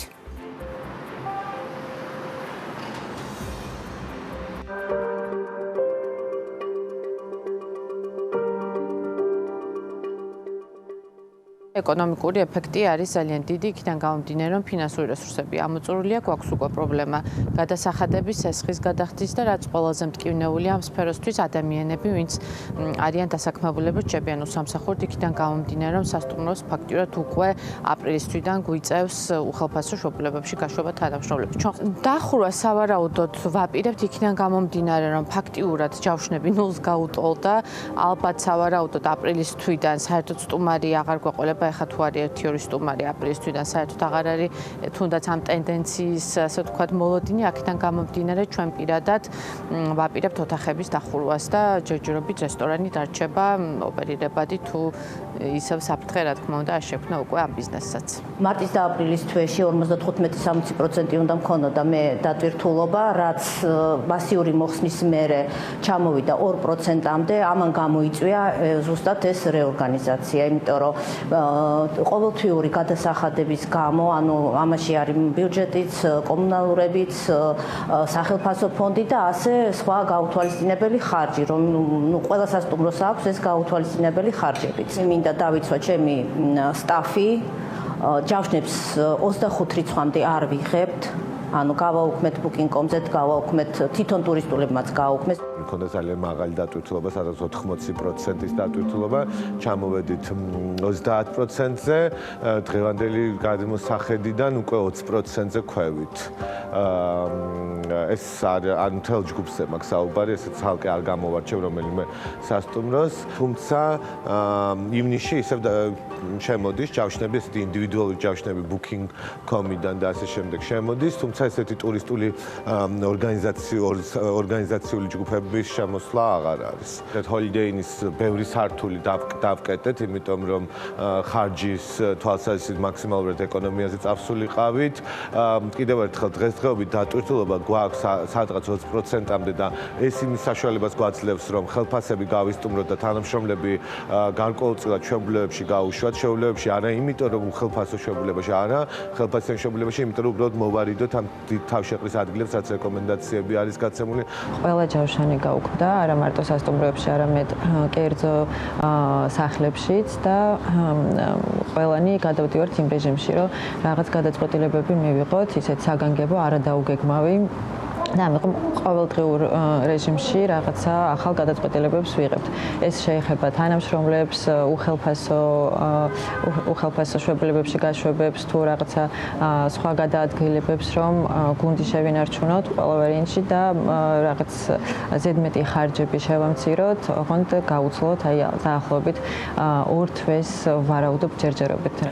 მარტის თვის განმავლობაში ჩვენ სასტუმროს რაც შეეხება სადღაც ალბათ 55% უკვე გვქონდა ჯავშნები. ამ ეტაპზე ჯავშნების რაოდენობა გვაქვს სადღაც აი 6-7-8%. თანამშრომლების თითქმის ნახევარი გაუშვით უხელფასო შვებულებაში, რაც ძალიან ცუდია ის. გამომდინარე იქიდან, რომ მარტი-აპრილში მხოლოდ ერთ სასტუმროში დაახლოებით 800-ზე მეტი ღამისთევა უკვე გამიუქმდა, რაც საკმაოდ დიდი ფინანსური დანაკარგია, იმიტომ რომ სასტუმროს დიდია და საკმაოდ ცნობილი, მაგრამ შევძელით და მარტის ბოლომდე კონტრაქტით არსებული ყველა თანამშრომელი შევინარჩუნეთ. აპრილში ალბათ გადაწყობას მოვახდენთ და გვაქვს რაღაცა გეგმები გამოწვევებს, როგორ ჩავხედოთ თვალებში და როგორ გავუძლოთ და მივიყვანოთ იმ მდგომარეობამდე, რა მდგომარეობიდანაც უკვე გამოსწორება დაიწყება. თორემ ჩვეულებრივად ჩვენც ამ გლობალური კრიზისის მსხვერპლი, ასე ვთქვათ, გარკვეულ ეტაპზე ვართ.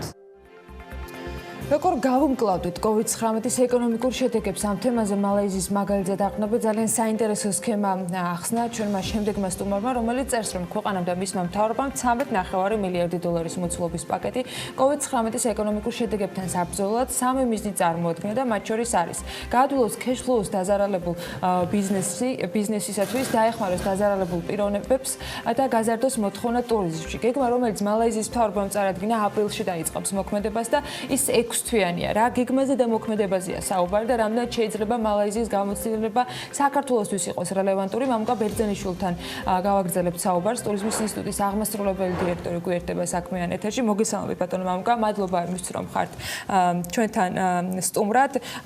ის მაგალითი, რომელთან დაკავშირებითაც თქვენ წერტით, პირველ რიგში რა ფორმით შეიძლება იყოს საქართველოსთვის საინტერესო, რამდენად იდენტური შეიძლება აღმოჩნდეს გამოწვევები კორონავირუსთან გამომდინარე ყველა ქვეყნისათვის და ქართული რეალობისათვის რას ხედავთ თქვენ მთავარ პრობლემად და გამოწვევას დღეისთვის?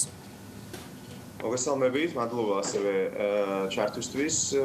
ამ შემთხვევაში ალბათ ძირითადი ესე ვთქვათ ღერძი მალაზიური გამოცდილებისა შეიძლება იქნას ესე ვთქვათ გამოყენებული, რომელიც განსაკუთრებით ეხება გადასახადებს და მის შემსრულების პოლიტიკას.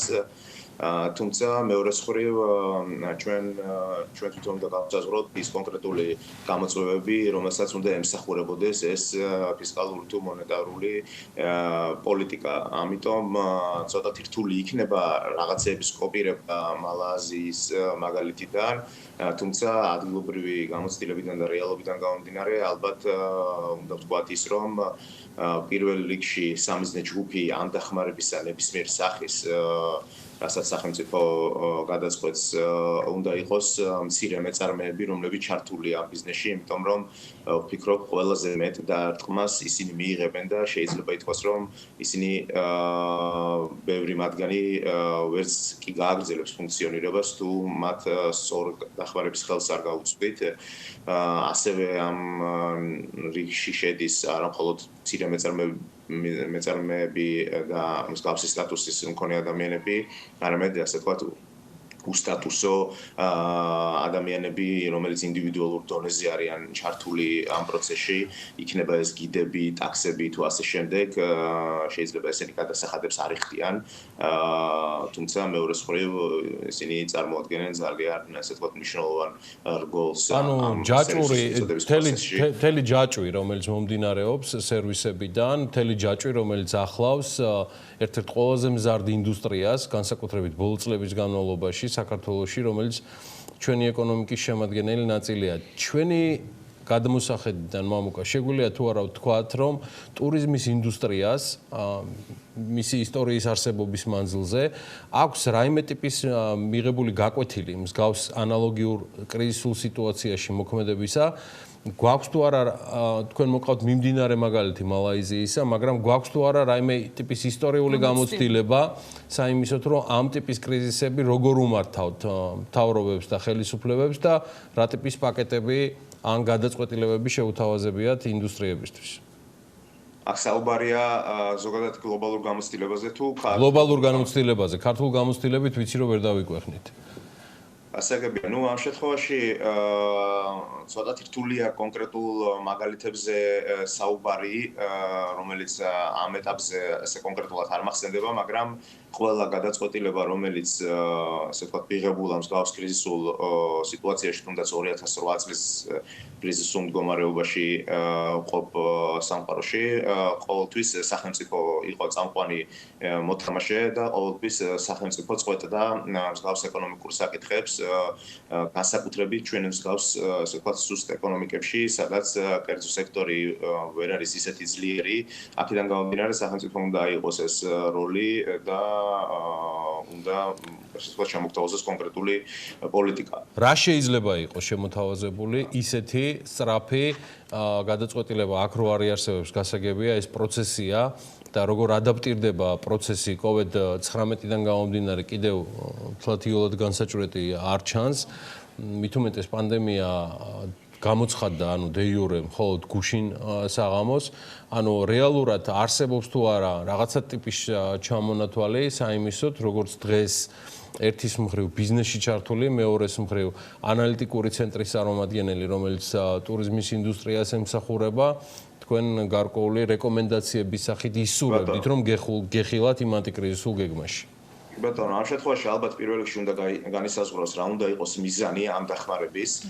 ჩემი გადმოსახედით პირველ რიგში ალბათ უნდა დავეხმაროთ როგორც ვაცადებდი მანამდე მცირე მეწარმეებს პირველი სამიზნე და უმთავრესი მიზანი ამ დახმარების უნდა იყოს მცირე მეწარმეების მეორე მხრივ შეიძლება ეს დახმარება იყოს მოხმარებული შიდა ტურიზმის სტიმულირებასთვის თუმცა აქ რა თქმა უნდა სამედიცინო მიმართულებით აუცილებლად უნდა იყოს გათვალისწინებული ის რომ ამ გადაადგილებამ შიდა ტერიტორიაზე არ უნდა გამოიწვიოს დამატებითი გავრცელება ეპიდემიის, ამიტომ ეს ესე ვთქვათ ოქროს შუალედი კარგად არის დასაცველი და გადაწყვეტია როგორ უნდა იმოქმედოს ამ შემთხვევაში. ნებისმიერმა ტურისტმა და ეს რჩევები უნდა მივიღოთ სახელმწიფოსგან, ეს რაც შეეხება მიზნებს, ხოლო რაც შეეხება ესე ვთქვათ საშუალებებს ამ მიზნების შესრულებისა, პირველ რიგში ალბათ ყველა მიზნის გარეშე ეს უნდა იყოს საგადასახადო პოლიტიკის გატარება, იქნება ეს გადასახადების შემცირება თუ მისი გადავადება და მეორე მხრივ რომელიც ამ შემთხვევაში არაპირდაპირ ეგრეთ წოდებულ cash-ს ეხება და მეორე მხრივ დახმარებები რომლებიც პირდაპირ შეიძლება ესე ვთქვათ იყოს cash-თან ასოცირებული და განსაკუთრებით ამ მცირე მეწარმეებს აძლევდნენ გარკვეული სახის თანხობრივ დახმარებას რომლებსაც ისინი ამ კრიზისულ პერიოდში გამოიყენებენ და ესე ვთქვათ შეისრულებენ ბოლო ნაწილი და ბოლო კითხვა რაც მინდა დავსვათ თქვენც ახსენთ რომ არც ისე გამართული ეკონომიკის მქონე ქვეყანაზე ვსაუბრობთ საქართველოზე როცა არის საუბარი და არც ისე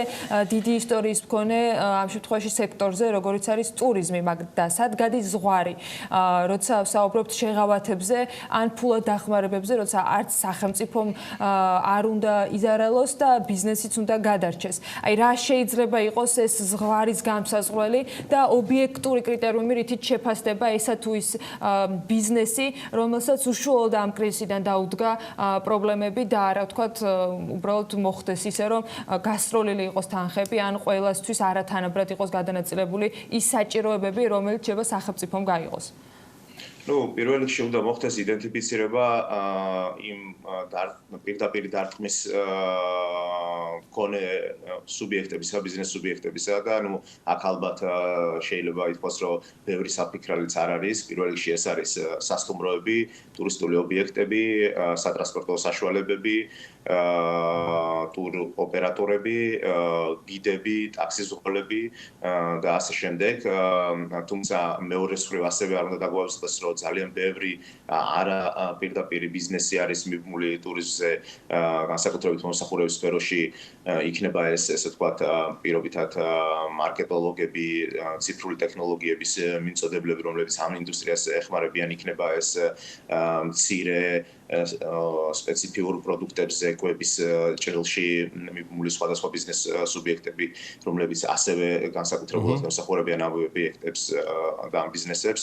ამიტომ ვფიქრობ, რომ პირველ რიგში აუცილებლად უნდა იყოს განსაზღვრული ის სია, ვისაც უნდა მოხმარდეს მსგავსი დახმარება და შემდგომ უნდა იყოს გადადგმული, ასე ვთქვათ, ეს ნაბიჯები იმისათვის, როგორც თქვენ ახსენეთ, რომ ეს თანხები არ იქნას ასე ვთქვათ, უშედეგოდ გახარჯული. მადლობა მამუკა ბერძენიშვილს, ტურიზმის ინსტიტუტის აღმასრულებელ დირექტორს დილიდან ჩართვისთვის. ჩვენ მასთან რჩებით კავშირზე და ამ პერიოდის განმავლობაში, სხვა პერიოდში ყოველთვის ხშირად შევაწუხებთ მისი აზრი საინტერესოა და გადავდივართ შემდეგ თემაზე. ხო, უბრალოდ ამ თემას ვაგრძელებს. ტურიზმიდან მისაღების შემოსავლის შემცირებაზე აქტიურად საუბრობენ მთელი მსოფლიოს მასშტაბით, იმის გათვალისწინებით, რომ ტურისტულად ყველაზე დატვირთული ადგილები რისკის ჯგუფის ქვეყნებს შორის მოექცა, ეს ლოგიკურია და არც არის გასაკვირი პროგნოზები, რაც კეთდება. რა ხდება მსოფლიოში, რას ელოდებიან ანალიტიკოსები და როგორ აფასებენ კორონავირუსის უარყოფით ეფექტს, რომელსაც ყველაზე მძიმედ ტურიზმის ინდუსტრია გადაიტანს. ანუკა ჯოხაძემ ამ თემასთან დაკავშირებითაც მოაგროვა ინფორმაცია და რეზონანს დეილის სტატიაზე დაყნობით მოგვიმზადა პატარა სიუჟეტი. ნახოთ როგორი არის პროგნოზები და როგორი არის რეაგირება მსოფლიოსგან.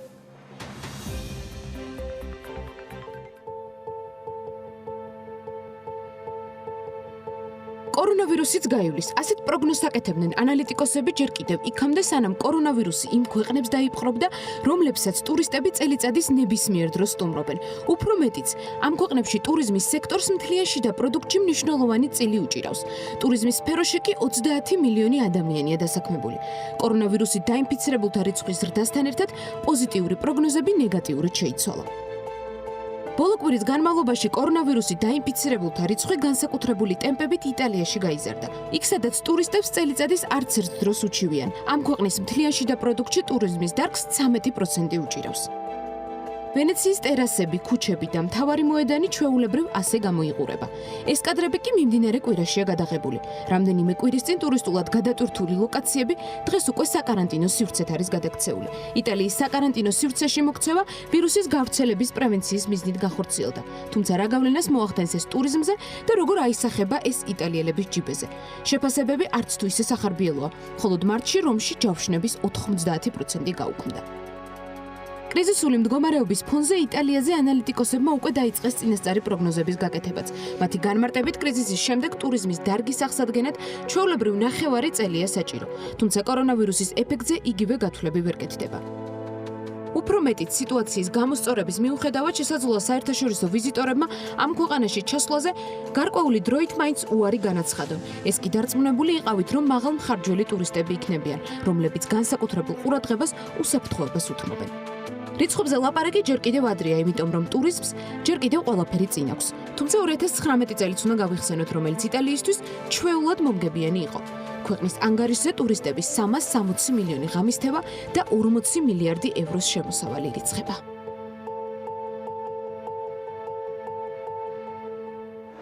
კორონავირუსის გამო შექმნილი ვითარებიდან გამომდინარე აქტიურად განიხილება უნივერსიტეტებში სწავლის ონლაინ რეჟიმზე გადასვლის საკითხი. კავკასიის საერთაშორისო უნივერსიტეტში ონლაინ რეჟიმზე გადასვლის აქტიური სამზადისია.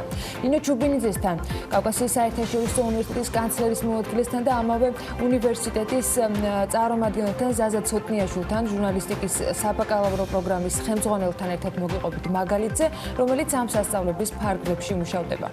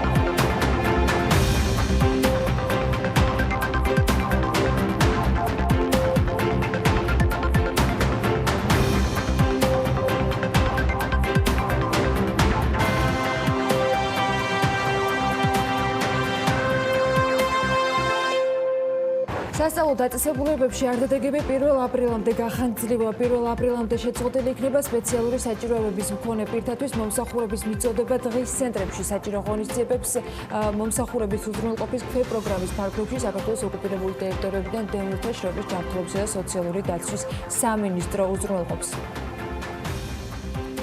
მარტის მხოლოდ პირველ 8 დღეში მგზავრთნაკადი 59%-ით არის შემცირებული. თბილისის საერთაშორისო აეროპორტში ავიარეისების რაოდენობა კი 21%-იან კლებას აჩვენებს.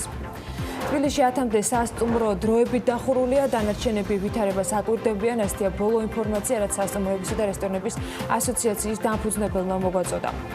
კორონავირუსის გავრცელების გამო კრიზისულ მდგომარეობაში არა მარტო სასტუმროები, არამედ ტურისტული კომპანიები და ტუროპერატორებიც აღმოჩნდნენ. რამდენიმე ტურისტულ კომპანიასთან საუბარში გაირკვა, რომ გამყვანი ტურიზმი ფაქტობრივად გაჩერებულია, არსებული ჯავშნების 90% კი გაუქმებული. კორონავირუსის გავრცელების პრევენციის მიზნით ტაილანდი ქვეყნებში ჩასვლისთანავე ვიზების გაცემას 18 სახელმწიფოს მოქალაქეებთან დაკავშირებით აჩერებს, მათ შორის არის საქართველოს მოქალაქეებიც. ამასთან დაკავშირებით სააგენტო როიტერი ტაილანდის შინაგან საქმეთა სამინისტროზე დაყრდნობით წერს. თბილისის მერის კახაკალაძის ინფორმაციით დედაქალაქის ტრანსპორტის განვითარების გეგმის და მოდელის შემუშავება მიმდინარეობს. კალაძე მუნიციპალიტეტის მთავრობის ხდომაზე გუშინ თქვა, რომ სამარშრუტო ქსელის ოპტიმიზაცია იგეგმება და სატრანსპორტო დერეფნების მოწყობა, რაც გეგმის მიხედვით ხდება. თბილისის მერის მოადგილის მაია ფითაძის განმარტებით კი საზოგადოებრივ ტრანსპორტში გადახდის ერთიანი ინტეგრირებულ სისტემაზე გადასვლა ორ თვეში ტექნიკური სამუშაოების დასრულების შემდეგ გახდება ხელმისაწვდომი. მიმდინარეობს ტრანსპორტის განვითარების გეგმისა და მოდელის შემუშავება, რაც იმას ნიშნავს, რომ სამარშრუტო ქსელის ოპტიმიზაციის დაგეგმა, სატრანსპორტო დერეფნების მოწყობა სწორედ აღნიშნული გენერალური გეგმის მიხედვით ხდება. ჩვენ დაქირავებული გვყავს ფრანგული კომპანია, რომელიც გვეხმარება ამ პროექტების განხორციელებაში. თითოეული ავტობუსი თავისი მოცულობით და რაოდენობით, რომლის შესყიდვა უკვე განხორციელდა და რომლის შესყიდვა განხორციელდება მიმდინარე წელს, გამომდინარეობს სწორედ სისტრას მიერ შემუშავებული კვლევის შედეგად და ვფიქრობთ, რომ ერთ-ორ თვეში უკვე დოკუმენტის საბოლოო ჩაბარება მოხდება. როგორც იცით, ავტობუსების რაოდენობა ზუსტად განსაზღვრულია, თუ კიდე რამდენი მჭირდება და რა ზომის ავტობუსები, ასევე განსაზღვრულია ის ძირითადი დერეფნები და ის ქუჩები, რომლებიც მცირე თუ დიდი ინფრასტრუქტურულ ჩარევას საჭიროებენ, რათა გამტარუნარიანობა უზრუნველყოთ. თბილისის მერის განცხადებით, დედაქალაქში ქალაქის ქაოტური განაშენიანება კვლავ სერიოზულ პრობლემას წარმოადგენს. კალაძემ თქვა, რომ მერია აკეთებს ყველაფერს საიმედოდ, რომ ქალაქში არსებული რეალობა სწორი ქმედებებით და სწორი პროექტების განხორციელებით შეიცვალოს. მერმა ქალაქის გენერალური გეგმის დოკუმენტის მიღებიდან ერთ წელიწადში შესრულებული სამუშაოები შეაჩერა მთავრობის ხდომაზე, რომ სხვადასხვა მიმართულებით სწორედ ვითარდება ამის ხაზგასასმელად. ეს არის დამატვის და დამაზიანებელი არის ჩვენთვის, მომავალი თაობებისთვის.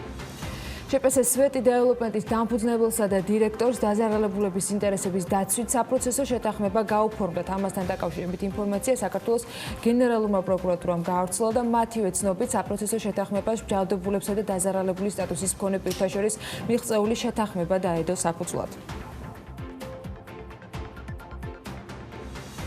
სამშენებლო კომპანია სვეტის მიერ დაზარალებული ადამიანებისათვის საცხოვრებელი სახლების მშენებლობა 14 საათისათვის გუშინ კახაკალაძემ სამშენებლო პროცესის დაწყების აღსანიშნად მთავრობის სხვადასხვა სტრუქტურების წარმომადგენლებსა და ემკვადრატის ხელმძღვანელობასთან ერთად წარადგინა. კახაკალაძეს მიზეზს სიტყვას გადავცემ ბატონ კახის. მადლობა მინდა გადავუხადო მე ქალაქ თბილისის მერიას და ბატონ კახაკალაძეს პირადად, მის გუნდს, საინიციატივო ჯგუფის წარმომადგენლებს, რომლებსაც საკმაოდ დიდი სამუშაო გაწიეს იმისათვის, რომ ეს დღე დამდგარიყო დღეს 2500 დაზარალებული ოჯახი ეტაპობრივად დაახლოებით 3 წლის განმავლობაში მიიღებს თავიანთ ბინებს. ბევრი შრომა არის ჩადებული, სანამ ჩვენ დღევანდელ დღემდე მოვიდოდით. ძალიან ბევრი ნერვიულობა იმედგაცრუებაც, თუმცა არასდროს არ დაგვიყრია ფარხმალი და ყოველთვის დარწმუნებულები ვიყავით. პირველ რიგში ჩვენში, რომ ჩვენ აუცილებლად შევძლებდით. აუცილებლად შევძლებდით და გავაკეთებდით იმას, რომ თქვენი დაკარგული ბინები დაგებრუნებინათ. ჩინეთში საქართველოს საელჩოს ცნობით, საქართველოს გადაეცემა დაახლოებით $420,000 ღირებულების 1000 ცალი სწრაფი ტესტი შესაბამისი აღჭურვილობით და მათივე ინფორმაციით ტესტი ასევე გამოიყენება სხვა რესპირატორული ვირუსების გამოსავლენად. ევროკავშირის ტურისტულმა ბიზნესმა ჩინეთიდან ტურისტული ნაკადების შემცირების გამო 1 მილიარდი ევროს ზარალი ნახა. ამასთან დაკავშირებით ევროკომისიის ხელმძღვანელის მოადგილემ ბრიუსელში გამართულ პრესკონფერენციაზე თქვა. ის აღნიშნავს, რომ ევროკავშირისათვის ეკონომიკური ზარალი უკვე აშკარა, ის მიადგა სხვადასხვა სექტორს, თუმცა ზუსტი ციფრის თქმა ჯერჯერობით რთულია. ვაკვირდებით სიტუაციის განვითარებას, ბევრი იქნება დამოკიდებული იმაზე, რამდენად ეფექტურად იმოქმედებს ვირუსის შეკავებისათვის მიღებული ზომები, განაცხადა მან მედიასთან. ახალი კორონავირუსის გავრცელების პრევენციისათვის განათლების სამინისტრომ შესაძლოა ონლაინ სწავლების სტანდარტებზე მუშაობა კიდევ უფრო აქტიურად დაიწყოს. ამ ინფორმაციას უწყებამ 24 საათში დააწია ამბავი იმის შესახებ, რომ 1 აპრილამდე სკოლებში საგანმანათლებლო პროცესი არ აღდგებოდა. უმაღლეს სასწავლებლებში დისტანციური სწავლების მეთოდების ასამუშავებლად გარკვეული მცდელობები უკვე არის, თუმცა რამდენად არის შესაძლებელი მთელი ქვეყნის მასშტაბით სკოლის პროგრამის ონლაინ სწავლების შეთავაზება ან უმაღლესი სასწავლებლებისათვის ასეთი მოდელის სწრაფ ტემპში გააქტიურება როცა პრაქტიკული გამოცდილება არც ისე ბევრია, ამაზე ძალიან საინტერესო მაგალითების მოძიება გახდა შესაძლებელი. კავკასიის საერთაშორისო უნივერსიტეტის კანცლერის მოადგილე ნინო ჩუბინიძე გვერდება საქმიანი დილის ეთერში და ჩვენთან ერთად არის ასევე ზაზა ცოტნიაშვილი, კავკასიის საერთაშორისო უნივერსიტეტის ჟურნალისტიკის საბაკალავრო პროგრამის ხელმძღვანელი, მედიის კვლევებისა და მულტიმედია წარმოების სამაგისტრო პროგრამის ხელმძღვანელი და ამ ძიებისას აღმოვაჩინეთ, რომ ამ უნივერსიტეტში პრაქტიკული გამოცდილება უკვე ერთგვარ მაგალითად არის ქცეული ონლაინ სწავლებისა, რა მეთოდი გაქვს, თქვენ რაზე მუშაობთ, რა გამოსავალი იპოვეთ, მოგესალმებით. პირველ რიგში მადლობა სტუმრობისათვის. აი ამაზე მინდა რომ დავიწყოთ საუბარი, როგორი არის თქვენი უნივერსიტეტის მაგალითი ამ შექმნილი მდგომარეობიდან გამომდინარე ონლაინ სწავლების და დისტანციური სწავლების. კავკასიის საერთაშორისო უნივერსიტეტი ბოლო 2 წელია ინტენსიურად მუშაობს ელექტრონული სწავლების დანერგვაზე. ყველა პროგრამაში თითქმის არის განხორციელებული ონლაინ სწავლების ლექციები და ევროპელ პარტნიორ უნივერსიტეტებთან ერთად შემუშავებულია ელექტრონული სწავლების ხარისხის უზრუნველყოფის მექანიზმები, რომელიც ფაქტიურად ემყარება NQEA-ის ელექტრონული სწავლების გაიდლაინებს. უნივერსიტეტის სტრატეგიულ მიმართულებაში და უნივერსიტეტის სამოქმედო გეგმაში 2020 წლის სექტემბრისთვის იყო დაგეგმილი ელექტრონული სწავლების 30-40%-მდე დაგეგმა, მაგრამ შექმნილი ვითარებიდან გამომდინარე ადმინისტრაციამ თებერვლის ბოლოს მიიღო გადაწყვეტილება, რომ აქტიურად ემუშავა ელექტრონული სწავლების ფართომასშტაბიან გეგმაზე. რის საფუძველზეც 16 მარტისთვის ჩვენ ვაცხადებთ უკვე ელექტრონული სწავლებით ამ პროცესის, სასწავლო პროცესის დაწყებას, რაც ეფუძნება ნორმატიული დოკუმენტების არსებობას, ეფუძნება პროფესორ-მასწავლებლების გადამზადებას, უახლესი ტექნოლოგიების შემოღებას და ტექნოლოგიებით სალექციო და სასემინარო პროცესის მართვას. ამ ერთი თვის განმავლობაში საკმაოდ კარგი გამოცდილება დაგროვდა უნივერსიტეტში, რისთვისაც მზად ვართ გავუზიაროთ ჩვენს პარტნიორ უნივერსიტეტებს საქართველოში. ზოგადად მინდა ვთქვა სიტუაციის შესახებ საქართველოში, რა მზაობა აქვს საქართველოს უნივერსიტეტებს. ამ მხრივ ჩვენ არა გვაქვს უიმედო მდგომარეობა, იმიტომ რომ ხარისხის უზრუნველყოფის ცენტრის მიერ დადგენილი სტანდარტები სწორედ ერთ-ერთ ძირითად სტანდარტად მოიაზრებს ტექნოლოგიების განვითარებას უნივერსიტეტში და მოგეხსენებათ, რომ დღეს მთელ საქართველოში სადღაც 80-მდე უნივერსიტეტი არის ავტორიზებული და აკრედიტებული, რაც ნიშნავს იმას, რომ ისინი ტექნოლოგიურად და ასე ვთქვათ მობილიზაციით რაღაც ჩანასახის დონეზე მზად არიან. თუმცა ის შემთხვევა, როცა თქვენ შემთხვევაში აი სექტემბრისათვის 30-40% შეიძლებოდა ყოფილიყო გეგმის მიხედვით ამ მიმართულებით ათვისებული, როცა 100% დისტანციურ სწავლებაზე არის საუბარი, რამდენად გვაძლევს იმის საშუალებას, რომ უნივერსიტეტი ამაზე სწრაფ ტემპში გადაეწყოს. თქვენი მაგალითიდან გამომდინარე, მინდა რომ უფრო აი შედარება გააკეთოთ დისტანციური სწავლებისათვის, რა თქვა, დამატებითი მობილიზება სჭირდებათ ლექტორებს, სტუდენტებს უნივერსიტეტს, იმისათვის რომ სხვებისთვისაც გასათვალისწინებელი გახდეს. უნივერსიტეტის გეგმა არის პირველ ასე ვთქვათ ნახევარში, სემესტრის პირველ ნახევარში მინიმუმ 6 სალექციო პროცესის გადაყვანა სრულად ელექტრონულზე. თუმცა აქ იკვეთება რამოდენიმე მიმართულება, რომლის ფაქტიურად გადაყვანა შეუძლებელია, ეს არის პრაქტიკაზე დაფუძნებული, ანუ პრაქტიკული კომპონენტები, რომლის გადაწყობასაც, ასე ვთქვათ, ვგეგმავთ უკვე ახალი ტექნოლოგიების დანერგვით. ახალი ტექნოლოგიებიდან რამოდენიმე პლატფორმას ვიყენებთ, ეს არის Google-ის საკლასო ოთახი, ეს არის Facebook-ი, მაგრამ აქ იკვეთება ის პრობლემა, რომ დღეს უფლებები, საავტორო უფლებები უნდა იყოს დაცული და შესაბამისად ჩვენი სასწავლო პროცესის მართვის სისტემა გონი სწორედ აი ამისთვის იქნება გამოყენებული და გონის საშუალებით იქნება განხორციელებული პირველ ეტაპზე. ვიდრე დავწმუნდებით, ასე ვთქვათ, უსაფრთხოების სისტემის და კოპირაიტის უსაფრთხოების იმ გამოცდილებიდან გამომდინარე და იმ რეალობიდან გამომდინარე, რომლის წინაშეც დღეს ვართ, სტუდენტებისათვის რა პლუსები და რა შესაძლო, თქვათ, რისკები შეიძლება გაჩნდეს, გამოწვევები შეიძლება გაჩნდეს ასეთი ფორმით სწავლების მაქსიმალურ დატვირთვაზე გადასვლის შემთხვევაში. ესე იგი, პირველ რიგში აღსანიშნავია ერთი ძალიან მნიშვნელოვანი მომენტი, რომ უნივერსიტეტებს და კონკრეტულად კავკასიის საერთაშორისო უნივერსიტეტსაც ვალდებულება აქვს სტუდენტების წინაშე, რომ მათ უწყვეტად მიაწოდოს ცოდნა, განათლება, ანუ ის, რის გამოც ისინი მოხვდნენ ჩვენთან. ამდენად ის ონლაინ სწავლების ტექნოლოგია, რომელიც უკვე წლების განმავლობაში ინერგება თელ მსოფლიოში, მოდი ესე ვთქვათ, მე თვითონ ძალიან კარგად მახსოვს 10 წლის წინ ოსლოში ვიყავით და იქ ჩანდა, რომ უკვე რამდენიმე წელიწადში უნდა მსოფლიოში ეს ყოფილიყო და ბევრ უნივერსიტეტში ასე ვთქვათ, განვითარება მართლაც პოვა.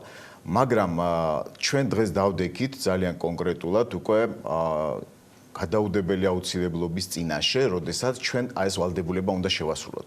მე ვფიქრობ, მზაობა ამ შემთხვევაში ჩვენი უნივერსიტეტის მაგალითზე ნამდვილად არსებობს როგორც პროფესურის მხრიდან, ადმინისტრაციის მხრიდან, ასევე სტუდენტების მხრიდან. იმიტომ რომ ჩვენ გვაქვს უკვე ძალიან კარგი გამოცდილება, იცით თქვენ რომ ჩინეთი, ამერიკის ძალიან ბევრი უნივერსიტეტი უკვე პრაქტიკულად გადავიდა. ჩინეთში სატელევიზიო გადაცემების საშუალებით გააკეთეს უკვე იმის გამო რომ მასიური იყოს. ამერიკის ძალიან ბევრი უნივერსიტეტი დაიხურა და უკვე ონლაინ რეჟიმში გადავიდა სასწავლო პროცესი და ჩვენც აი ამ თვალსაზრისით მზად ვართ. ჩვენ ასე ვთქვათ პრიორიტეტად გვაქვს ერთი ძალიან მნიშვნელოვანი მომენტი, რომ პროფესორებს მივცეთ აკადემიური თავისუფლება. ის მოდლის პროგრამა, რომელიც 2 წლის განმავლობაში უკვე დანერგილია კავკასიის საერთაშორისო უნივერსიტეტში, გვაძლევს საშუალებას, რომ პირადად მეც ჩემი სალექციო კურსები მოდლში ატვირთული მაქვს და სატესტო რეჟიმში სტუდენტებთან ჩვენ ეს გავლილი გვაქვს. ანუ იძლევა რეალურად, აი ჩვენ დაბეჯითებით შეიძლება ვთქვათ, ჩვენი ტექნოლოგიები იმის საშუალებას, რომ ჩვენ მივცეთ ხარისხიანი განათლება სტუდენტს. ანუ ინფრასტრუქტურული მზაობა არსებობს და ეს ვალდებულებაც არსებობს უნივერსიტეტების მხრიდან, რომ მათ კონდეთ საწყის ეტაპზე მაინც დღეს ერთ მომენტზე გავამახვილებ ყურადღებას იმისათვის, რომ ონლაინ სწავლება დაიწყოს უნივერსიტეტმა, მას აუცილებელია ჰქონდეს შესაბამისი ინფრასტრუქტურა და ძლიერი სერვერები და ასევე ჰქონდეს ის ინფრასტრუქტურა, სალექციო, ასე ვთქვათ, ონლაინ ლექციებისთვის ჩასატარებელი პლატფორმები და პროგრამები. გარდა ამისა, მნიშვნელოვანია თვითონ აკადემიური პერსონალის მზაობა და мотиваცია. ეს უმნიშვნელოვანესია და ასევე ვფიქრობ, რომ უმნიშვნელოვანესია აკადემიური პერსონალის წახალისება ადმინისტრაციის მხრიდან. ეს პროცესი ვფიქრობ, რომ საკმაოდ კარგი მაგალითი იქნება ყველასთვის. ერთ-ერთი კავკასიის საერთაშორისო უნივერსიტეტი ეს არის შედარებით მცირე მასშტაბიანი უნივერსიტეტი სახელმწიფო უნივერსიტეტებთან შედარებით, ამიტომ აქ ნებისმიერი და განსაკუთრებით აი ამ ელექტრონული პლატფორმების დაგეგმა უფრო ეფექტიანად და სწრაფად შეიძლება მოხდეს. კონკრეტული გეგმა, კონკრეტული ასე ვთქვათ ჩამოყალიბებული ნაბიჯები, რომელიც შესაძლებელია რომ სემესტრის ბოლომდე განვითარდეს, მიმაჩნია რომ სხვა უნივერსიტეტებსაც შეგვიძლია გავუზიაროთ. თუ შეიძლება, ძალიან მნიშვნელოვანია კიდევ ერთი რამ, რომ ჩვენ პრაქტიკულად ვიმყოფებით ახალ რეალობაში. არა მხოლოდ სასწავლო გარემო, ცხოვრების ახალი რეალობა და გარდა იმის, რომ ჩვენ ონლაინ სწავლებით, ჩვენ არ შევწყვეტ სასწავლო პროცესს, ანუ არ გაწყდება ეს პროცესი, ამავე დროს ჩვენ ხელს შევუწყობთ, რომ ამ ადამიანებს, ჩვენ სტუდენტებს ახალი უნარები განუვითარდეთ.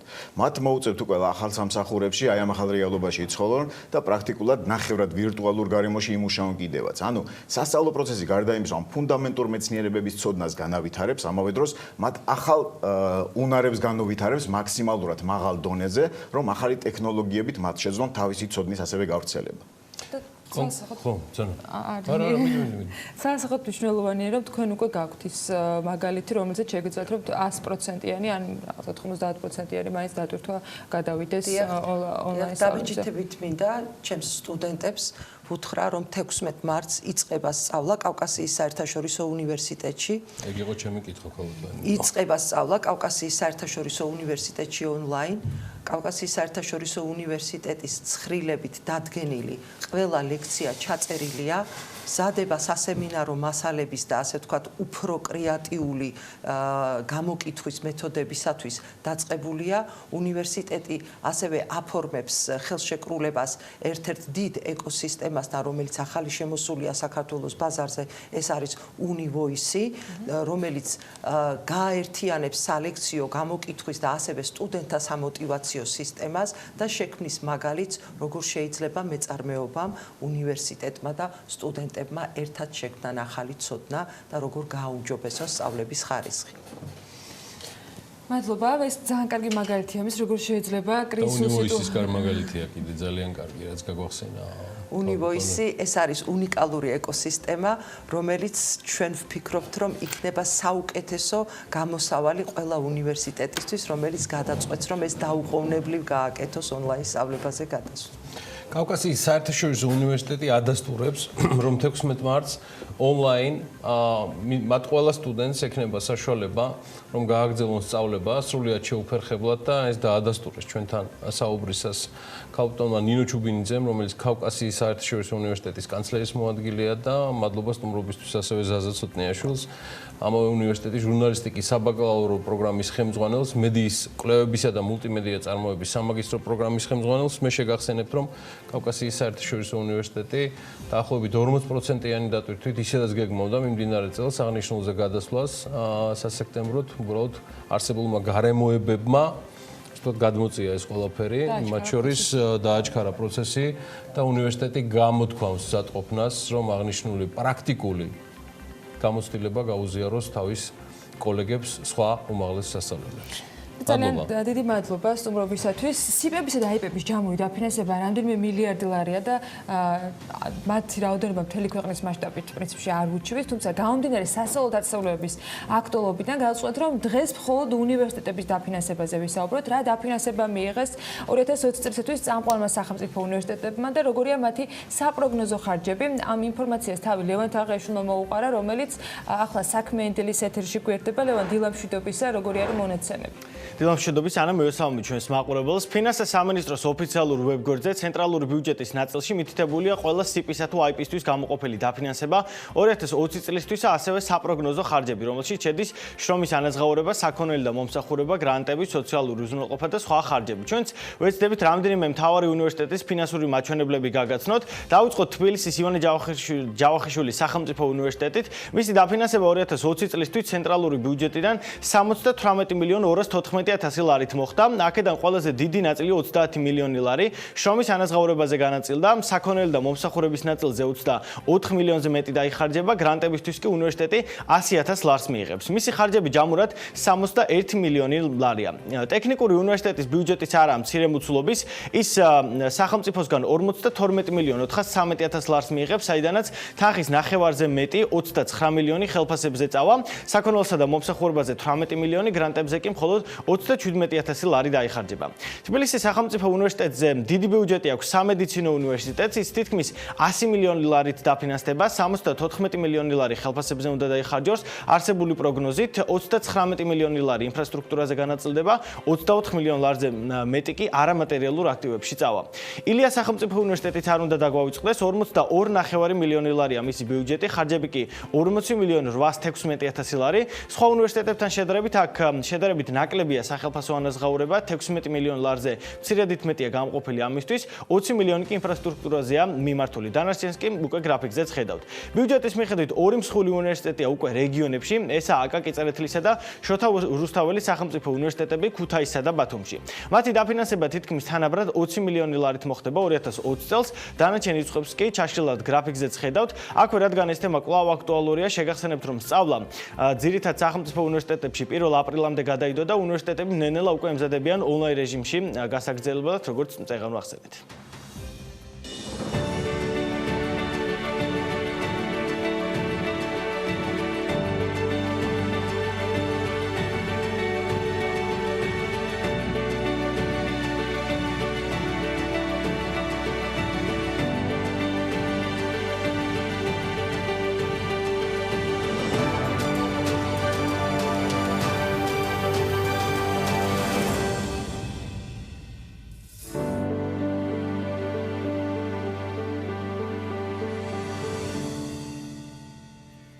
იმედია ყველას გახსოვთ სამშაბათის დღის მთავარი კადრი, მთავარი ფოტოკადრი იყო. ორწუთიანი შესვენებისას პაატა ამინაძის ფოტომ სრულიად სოციალური ქსელი დაიპყრო. სხვადასხვა სააგენტოს გადაჰქონდა ამ სრულიად პოზიტიური ემოციის გაზიარების საშუალება, მათ მიეცათ და შესაბამისად კითხველიც ადეკვატური და ანალოგიური რეაქციით დახვდა ამას ყველაფერს. ეს ფოტო მხოლოდ ერთი კადრია, მანა მანჯგალაძის და ედგარ ყაზახაშვილის დღევანდელი საქმიანების ისტორიისთვის, რუბრიკისთვის მომზადებული სიუჟეტიდან, პრინციპში რომელიც ისტორიაც არის, მისი მთავარი გმირი პაატა იმნაძეა. მასზე და ამიან გამყრელიძეზე ამბები ალბათ იდეაში ადრეც უნდა მოგვეყოლა, თუმცა შანსი და შესაძლებლობა რომ დღეს ყველაზე მნიშვნელოვანი საქმის უდაოდ ერთ-ერთი გამორჩეული შემსრულებლებიდან მაინც გაჩნდა და ეს შანსი ხელიდან არ გაუშვით. მადლობა ამისთვის წინასწარ და ავანსად მანანა მანჯგალაძეს. დილა მშვიდობისა. როგორ გიზნობთ თავს? კარგად. ნამუშევარის მოცულობითი იყო და ძალიან რთული არჩევანი ჰქონდა. მოცულობითი იყო. ჩვენ საგანგებო რეჟიმში ვიმუშავეთ, შეიძლება ასე ითქვას. უბრალოდ ერთია ჟურნალისტისთვის ჩვენ ერთ დახურულ სივრცეში მოგვიწია მუშაობა. ანუ ერთი ლოკაცია, როგორც დღეს ამობენ, ეს ჰქონდა და თქვათ აი გასაქანი სხვა არ მოგვეცა, რომ სხვა თქვათ სიტუაციაში და ამპლუაში გადაგვეღო ბატონი პაატა, თუმცა მაინც საინტერესო იყო მასთან გატარებული ერთი დღე, ჯერ ერთი გადამდებად სიმშვიდე მივიღეთ, ხო? გადამდების სიმშვიდე ქონდა ჩვენს გუნდი ყავს არაჩვეულებრივი, რაც მთავარია, შეიძლება ითქვას, რომ პრაქტიკულად ახალგაზრდებით არის თლიანად დაკომპლექტებული და ესეც თურმე მისი დამსახურება ყოფილა, იმიტომ რომ ის მუდმივად ცდილობდა, რომ ახალგაზრდები მოეყვანა აქ და ჩაერთო ამ საქმეში. გუნდიც და თვითონ ცენტრიც და ლუგარის ლაბორატორიაც მუშაობს 24 საათიან რეჟიმში. ჩვენ ლაბორატორიის კარით შევედით და ეს ჯოჯოხეთის და სატანის მოციქული ავიღეთ, ესე ვთქვათ. აუშოს გუშინდელ ღამეს რახან გადაურჩით მან რომ ღამე ვერტფრენები დაფრინავდნენ და ხალხის საერთო მე მოვასწარი სახში ისლაიცი ვიჩქარე ძალიან რა ის არა მე თამუნა ჩიხლაძემ გადამარჩინა და ეთერში ვიდრე ღამით ვერტფრენები საოცარი ესე არა ადამიანი გვეუბნება ოფიციალური პირი რომ ხელი დაიბანე ჰიგიენა დაიცავით თუ წახვალ აუცილებლად ექიმს მიაკითხე სიცხე გაიზარდე დაიცავ მაგრამ საკმარისი ავინემ დაწეროს რომ ვერტფრენი დაფრინავს და ასარეცხე და შევიდა ამის გვჯერა და რასაც ოფიციალურად გვეუბნებია ხშირ შემთხვევაში რჩევის სახით. მითხარი რეზუმირებისკენ. მორიგი კონტაქტის შემდეგ პაატასთან, ანუ შენი ამ შემთხვევაში უკანასკნელი ტელეკონტაქტიდან გამომდინარე. მასთან დაკავშირებით მიღმა ის რაც უკვე თქვი, ახალი რა აღმოაჩინეთ. ძველზე არ მინდა საუბარი, ის ძალიან დიდი ხანია და ჩვენ არ ვისაუბრეთ საერთოდ არანაირ ვირუსზე, არანაირ კორონაზე. ამიტომ გეუბნები ისევ პიროვნული მინდა გავაკეთო. როგორ გითხრა გიორგი, პრინციპში აი რაღაცა ეს ჩიტის ცხოვრებით ცხოვრობს ეს ადამიანი, არ ჭამს, არ სვამს, მუდმივად ფეხზეა, მუდმივად კონტაქტია, ყველას ბოდიშს და რამდენიმე დღის განმავლობაში. თანამშრომელმა ჩამოუტანა ტუნისიდან ფინიკის და 4 თუ 5 დღის განმავლობაში ესე ქონდა ხო, რამდენიმე ნაწილად დაყოფილი და ეს იყო მისი დღის რაციონი. ნუ ის რომ მუდმივად კონტაქტზეა ეს გასაგებია, იქით გვიხდის ხშირ შემთხვევაში ბოდიშს, როდესაც ვერ პასუხობს ან არ არის ხაზზე და მისი რჩევა ყოველთვის რაღაცა გასათვალისწინებელი არის. ძალიან მნიშვნელოვანია ის რომ ყოველ შემთხვევაში მან ესე გაგვანდა რომ არსებობს რამდენიმე სცენარი, რა თქმა უნდა, ასე რომ ვთქვათ, კარგიც და ცუდიც და ისინი ამ ხრივაც მზადყოფნას გამოთქვამენ, თუმცა ძალიან დიდი მნიშვნელობა აქვს ადამიანის მოქალაქის პასუხისგებლობას, იმიტომ რომ ის ჯდება იმ საერთო ჯაჭვში, რასაც ქვია ჰიგიენური ნორმების დაცვა, მიღებული რჩევების დაცვა, ძალოვანებიც, მედიკამენტებიც, ექიმებიც, მაგრამ ძალიან მნიშვნელოვანია სამოქალაქო პასუხისგებლობა, რომელიც ყველას უნდა გაგვაჩნდეს. და ეს მას აქვს მოჭარბებულად. საგანგებოდ საქმიანი ისტორია დატკბით, მართლა ძალიან საინტერესო ამბავი გამზადდა. ეს ის შემთხვევა, როცა მე ღამე წინასწარ მოახერხე ამ ყველაფრის ნახვა, ამის მიზეზებზე სხვა დროს, მაგრამ პაატა იმნაძე, და მანანა მანჯგალაძის საქმიანი. პირველი კადრი ლუგარის ლაბორატორიის ეზოში გადავიღეთ. ტიტებს ეძებდა. ყვავილები არ უყვარს, მაგრამ მეგობარმა აჩუქა და პასუხისგებლობა მათზეც აიღო.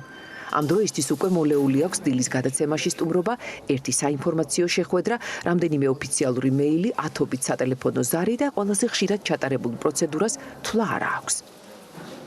ეს საგანგებო სიტუაციების ოთახია, აქ ის ყველაზე ინფორმირებული ხალხი, ყველაფერი რომ იციან, საგანგებო რეჟიმში რომ მუშაობენ და პრაქტიკულად არსად არ ჩანან. ამ ოთახში მოდის ყველა ინფორმაცია და მე აი ამ სართულზე ვინც არიან გოგოები, ბიჭები, ესენი არიან 24 საათიან კონტაქტზე ყველა კონტაქტირებულთან, უკვე დადასტურებულ შემთხვევებთან. ჯერ კიდევ იანვრის დასაწყისში აქ არაფერი არ იყო. 13 იანვარს უკვე საგანგებო რეჟიმზე გადავიდნენ, ფუნქციები გადაინაწილეს და სტრუქტურა შექმნეს. გვაქვს ბრიგადები, რომლებიც გადიან ნიმუშების აღებაზე. ყოველდღიურად გვაქვს მორიგეობის სქემა. გვაქვს მორიგეობის სქემა, ეს არის ბრიგადები, ვინც მორიგეობენ ნიმუშების აღებაზე. აქ დასაწყობებული გვაქვს ყველა ის აღჭურვილობა, რაც ბრიგადებს სჭირდება, რომ შეიმოსონ. არის კომუნიკაციაზე პასუხისმგებელი, ვთქვათ, აი საინფორმაციო მასალის მომზადებაზე, ვინც არის პასუხისმგებელი ვებგვერდის განახლებაზე, ასე შემდეგ. ანა ახალი სტრუქტურის მიხედვით რიგით მეოთხე ადამიანია, მაგრამ აქ მთავარია 10 წლის წინ სტაჟიორობით დაიწყო. დღეს რისკებს მართავს. აქ იყრის თავს და აქედან გადის კორონას შესახებ საერთაშორისო და ადგილობრივი ინფორმაცია. აქედან მოდის რეკომენდაციები და რჩევები. აი, ირმას ყველაზე მეტი დადებით. ირმა უკვე იმდენად გამოიწვრთნა, რომ ერთი შეხედვითაც ხვდება, არის თუ არა ვირუსი. ეს ის ადგილია, სადაც დადებითი ნიშნავს უარყოფით, უარყოფითი პასუხი კი უნდა გიხაროდეს. აქ არავინ კითხულობს, როდის მთავრდება სამუშაო დღე. ლუგარის ლაბორატორია კი 24 საათიან რეჟიმზეა გადასული. პანიკა აქ აკრძალულია და პროფესიულ უნარჩვევებში შედის სიმშვიდე. თუმცა პირველი შემთხვევის დაფიქსირებისას სტრესის გამო ყველას 37 და 2 ჰქონდა სიცხე. რა თქმა უნდა, იმნაძის გარდა. ანუ ჩემი ნერვული სისტემა ჯერ კიდე წესრიგშია. კორონა დღეს პრიორიტეტებშია, თუმცა საფრთხილოა სეზონური გრიპი. ვირუსების თანხვედრა სიტუაციას ართულებს, თუმცა გრიპის სადარაჯოზე გამოცდილი კადრი ყავს. გრიპის პანდემია რო იყო, თქვა 2009-10-11 წლები, აი ეს იყო, ასე ვთქვათ, მაშინ აი ესეთი გუნდი არ იყო, პრინციპში ერთ კაცზე იკრებოდა ყველაფერი. და ეს იყო ის კაცი. გაგვეცანი თქვენი სახელები. ქალბატონი ხათუნა ის არის, ვისაც ამირან გამყრელიძეს და პაატა იმნაძეც უსიტყვოდ უჯერებენ. ხათუნა არის ამ ჩვენი ყველას უფროსი, ახლა ჩემი უფროსიც, ამირანის უფროსიც, ხათუნა რასაც იტყვის, ის კეთდება აქ. ვცდილობთ, რომ თითოეულ ადამიანამდე მივიტანოთ სწორი ინფორმაცია, მოგვისმინონ ჩვენ და როდესაც ურეკავენ დაავადებათა კონტროლის ცენტრის წარმომადგენლები, გაითვალისწინონ მათი რეკომენდაციები. თქვენი ბიჭებიც ხებართ იქცევიან ბატონი ამირანი და გადასარევად ყველანაირად მხარდაჭერილები ვართ მათგან. ჩვენი ბიჭები ყველას ჯობიან. ნინო რომელიც აქაური პატრონი ყავს მედიასაც, ნინო. კრიზისის მართვისას მედიასთან ურთიერთობა ერთ-ერთი რთული და მნიშვნელოვანი თემაა. ინფორმაციის მიწოდებას ასეთ დროს თავისი სპეციფიკა აქვს, სწორი და გასაგები მესიჯი. ასე გახდა ეპიდემიოლოგი კარგი სპიკერი, რომელმაც იცის, რომ მხოლოდ გაიდლაინებით და პროტოკოლებით ვერ იმუშავებ. კლინიცის ერთ ადამიანთან აქვს შეხება, თქვათ, და ჩვენი არასწორი რაღაცა, თქვათ, გათვლა ჩვენი არასწორი რეკომენდაცია, თქვათ, შეიძლება გამოიწვიოს, უამრავი ადამიანისათვის, თქვათ, პრობლემები.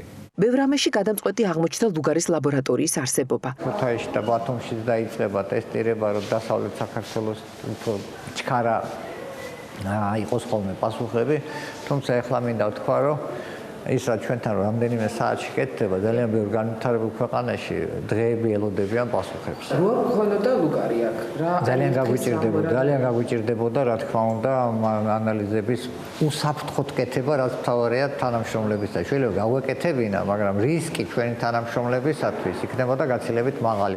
ლუგარის კარის გაიხსნა. კონტროლი მკაცრია, ყველგან გადახება არ შეიძლება.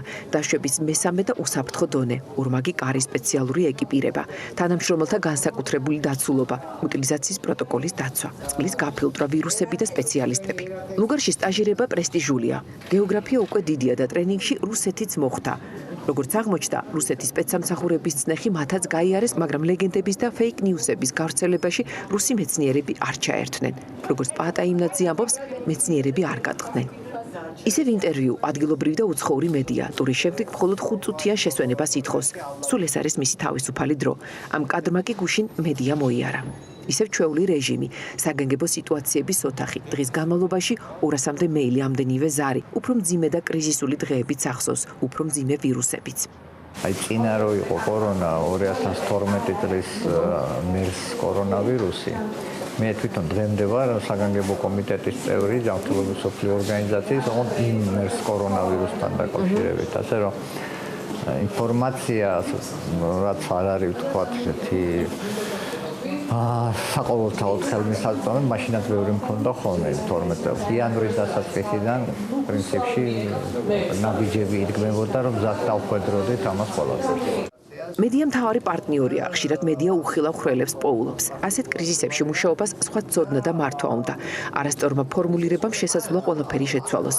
ეპიდემიოლოგები თვლიან, რომ აქტიურმა მედიამ და აქტიურმა პოლიტიკამ მათი სამუშაო გაართულა. პანდემია რო იყო მსოფლიოში და ჩვენთან შესაბამისად ნამდვილი ეპიდემია როცა იყო გრიპის, აი ეპიდემია რასაც ქვია, მაშინ იყო. 2009-10 წლების სეზონი, 10-11 წლის სეზონი.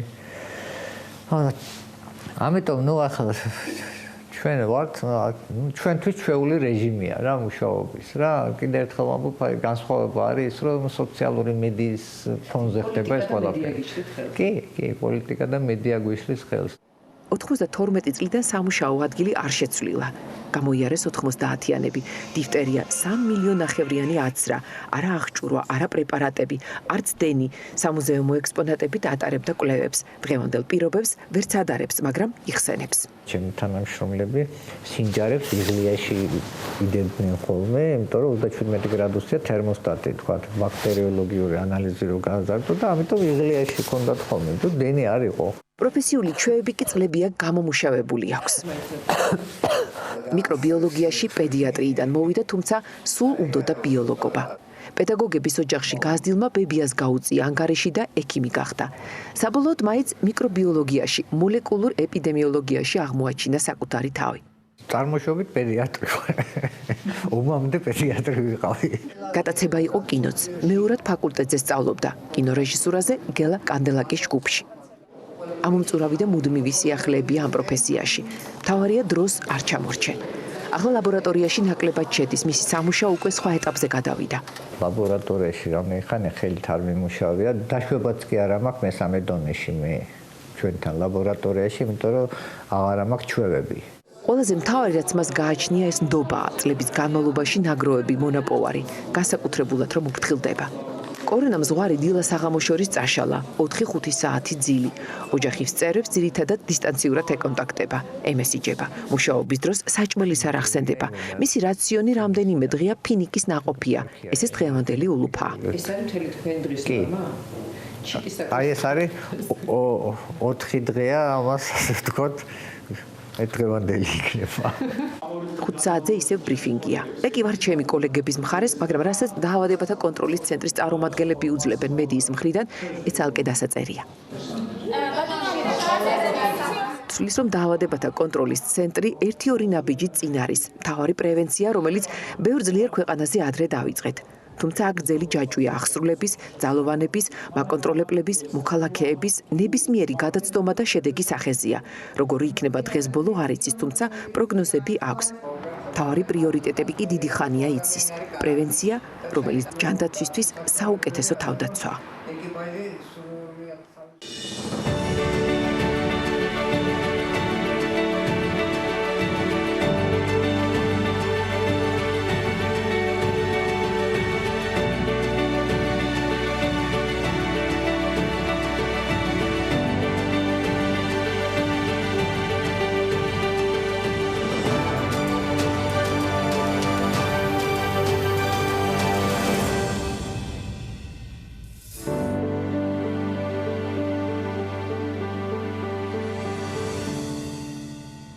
ახლოს დღეებში შესაძლოა კორონავირუსით დაინფიცირებული პირველი პაციენტის გამოჯანმრთელების შესახებ მოგიყვეთ. დაავადებათა კონტროლის ეროვნული ცენტრის ხელმძღვანელობა ამბობს, რომ ამაზე დასტური პროტოკოლის მიხედვით ორჯერ უარყოფილი ტესტის პასუხის შემდეგ გაიცემა. გუშინვე ინფორმაციით რესპუბლიკური საავადმყოფოს საკარანტინო ზონა რამდენიმე პაციენტს უნდა დაეტოვებინა და ამით ამ სივრცეში 20-მდე ადგილის გათავისუფლების შესაძლებლობაც გაჩნდება. რა ინფორმაცია აქვს ამ დროისთვის ჯანდაცვის სამინისტროს? მონაცემებს თამარ გაბუნიასთან ერთად გავაახლებთ. ჯანდაცვის მინისტრის მოადგილე გვერდება საქმიანი დილის პირდაპირ ეთერში. მოგესალმებით ქალბატონ თამარ, მადლობა იმისთვის, რომ გაგვთ დრო, რომ უპასუხოთ ჩვენს კითხვებს. მადლობა თქვენი დროისთვის. მინდა რომ თქვენთან ერთად შევაჯამოთ დღეს არსებული სიტუაცია. ბევრი კითხვა ისმის შიშები იმასთან დაკავშირებით, რომ შესაძლოა ინფრასტრუქტურულად გაუჭირდეს ჯანდაცვის სექტორს გამკლავება არსებულ გამოწვევასთან. რა შეგიძლიათ გითხრათ, რამდენად არსებობს საკმარისი პალატები, საკმარისი საკარანტინო ზონები და რა მდგომარეობა ამ მიმართულებით? დილა მშვიდობის, მოგესალმებით, მადლობა ამ ჩართვისთვის. პირველ რიგში ალბათ ეს უკვე საზოგადოებისთვის ცნობილია, მინდა გითხრათ, რომ გუშინ ჯანმრთელობის მსოფლიო ორგანიზაციამ მდგომარეობა კორონავირუსის გავრცელება შეაფასა როგორც პანდემია. აქვე მინდა განმარტო, რომ პანდემია არ ნიშნავს თავისთავად მდგომარეობის სიმძიმეს, აქ არის საუბარია გავრცელების მასშტაბზე, როდესაც რომელიმე დაავადება სცილდება 2 და მეტი კონტინენტის ფარგლებს, აბსორბირებს ამ შემთხვევაში ფასდება ის როგორც პანდემია, ანუ გავრცელების მასშტაბმა მიაღწია იმ ზღურს, როდესაც ჯანმრთელობის მსოფლიო ორგანიზაციამ ეს ჩათვალა, რომ არის პანდემია. ეხლა რა შეეხება ჩვენ მდგომარეობას, ჩვენ ვშევით 24 დადასტურებულ შემთხვევაზე. გუშინდელი ღამის მდგომარეობით საკარანტინო სივრცეში იმყოფებოდა 295 ადამიანი და 59 ადამიანი იტარებს მეთვალყურეობას სამედიცინო დაწესებულებებში. ხშირად ისმის შეკითხვა იმასთან დაკავშირებით, თუ რას უნდა ველოდეთ მომავალში, შემთხვევების ზრდის თვალსაზრისით და რამდენად მზად არის ამისთვის ჩვენი სისტემა. ანალიზი გაკეთდა არაერთი და რა თქმა უნდა ჩვენ ვემყარებით გარკვეულ პროგნოზებს იმასთან დაკავშირებით, თუ რა ტენდენცია შეიძლება ველოდეთ და რამდენად მოხდება დაავადების გავრცელება ჩვენ პირობებში. ამ შემთხვევაში ჩვენი მთავარი მიზანი უკვე გახლავთ ის, რომ რაც შეიძლება ნელა მოხდეს დაავადების გავრცელება, თუ კი ასეთი მოხდება და როგორც ევროპის ქვეყნების გამოცდილება მიუთითებს, შემთხვევების ზრდის ტენდენცია პრაქტიკულად გარდაუვალია, ამდენად ჩვენ უნდა გქონდეს სრული მზაობა იმისთვის, რომ თუ მოიმატებს შემთხვევების რაოდენობა, გაორმაგდება ან გასამაგდება, ჩვენი დღევანდელი მაჩვენებელი არის 24 კიდევ ერთხელ. გავიმეორებ, ამისთვის გქონდეს მზაობა სამედიცინო დაწესებულებების. ამ შემთხვევაში ჩვენ გვაქვს სრულად მობილიზებული რესპუბლიკური საავადმყოფო, ასევე გორის ჰოსპიტალი და ასევე მობილიზებულია რამდენიმე სხვა საავადმყოფოს განცალკევებული განყოფილებები იმისთვის, რომ პირველი შემთხვევების მართვა იქ მოხერხდეს. საერთო რაოდენობა საწოლების, რომელიც დღეს ელოდება პაციენტს, ამ დღეს ეს საწოლები დატვირთული არ არის დაახლოებით 350-მდე, ასევე მობილიზებულია ინტენსიური თერაპიის პალატები და სუნთქვის აპარატები, თუ კი ამისი საჭიროება იქნება. ჩვენი შეფასებით ყველაზე რთულ პირობებშიც კი ჩვენ არ უნდა დაგვჭირდეს არსებული რესურსის 30%-ზე მეტის მობილიზება კორონავირუსზე პასუხისთვის. გავდუმ თამარ, დაგესესხებით გულისხმობ იმას, რომ მას შემდეგ რაც სტატუს კვო პანდემიური გაფორმდა რეალურად და ეს ჯანმომ დაადასტურა გუშინდელ ყოველდღიურ ბრიფინგისას, კიდევ ერთხელ რომ გავმარტოთ საქართველოს მოსახლეობისთვის.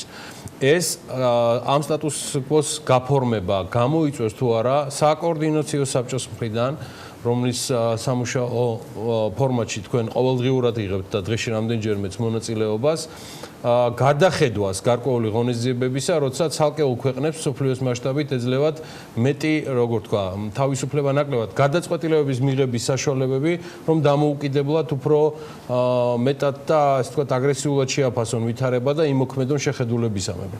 ჩვენთან საქართველოში აისახება თუ არა ეს გუშინდელი სტატუს კვო რაიმე ტიპის გადაწყვეტილებით?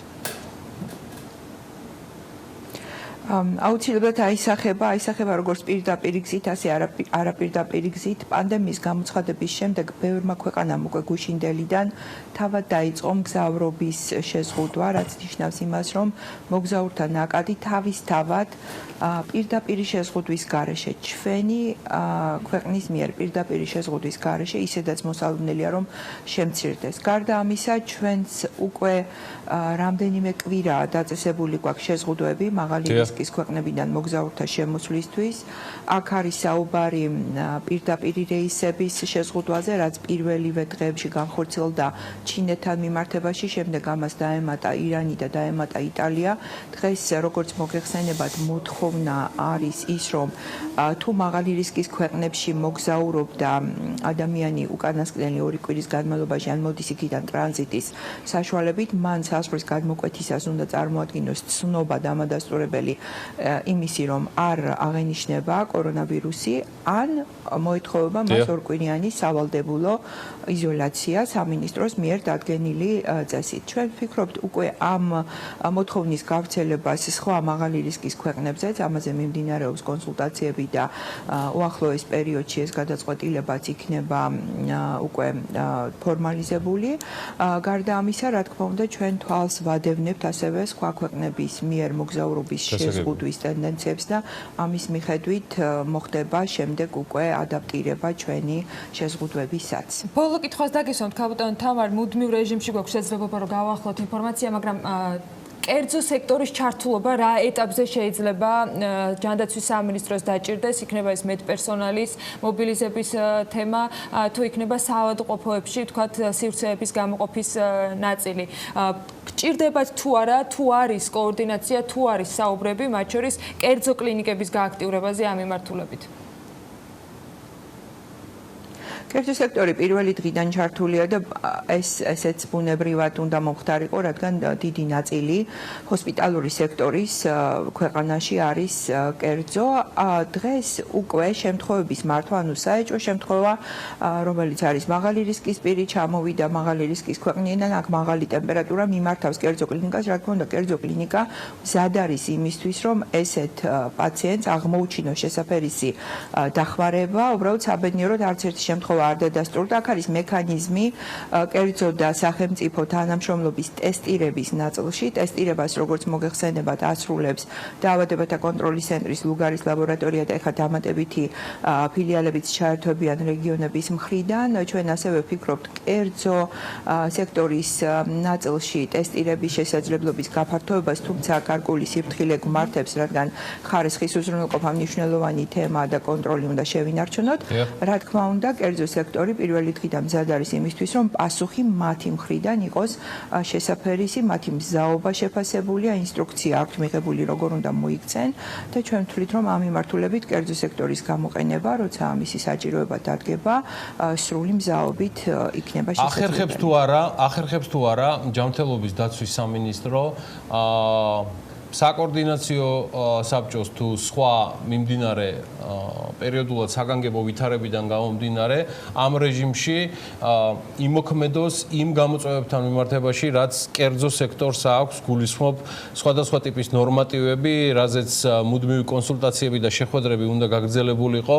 რამდენიმე კლინიკამ და ასოციაციამ მორიგი წერილები და კორესპონდენციები შეადგინეს მთავრობის სახელზე. ახერხებთ თუ არა, რომ ამისთვის იყოს დათმობილი დრო ქალბატონ თამარ სამინისტროში და გრძელდება თუ არა ეს კონსულტაციები და რა ეტაპზეა? რა თქმა უნდა, ამ მიმართულებით მუშაობა არ შენელებულა ერთი წუთითაც. სამინისტროს შესაფერისი ქვედანაყოფები აგრძელებენ მუშაობას, აქ საუბარია უფრო ტარიფიკაციის პროცესზე.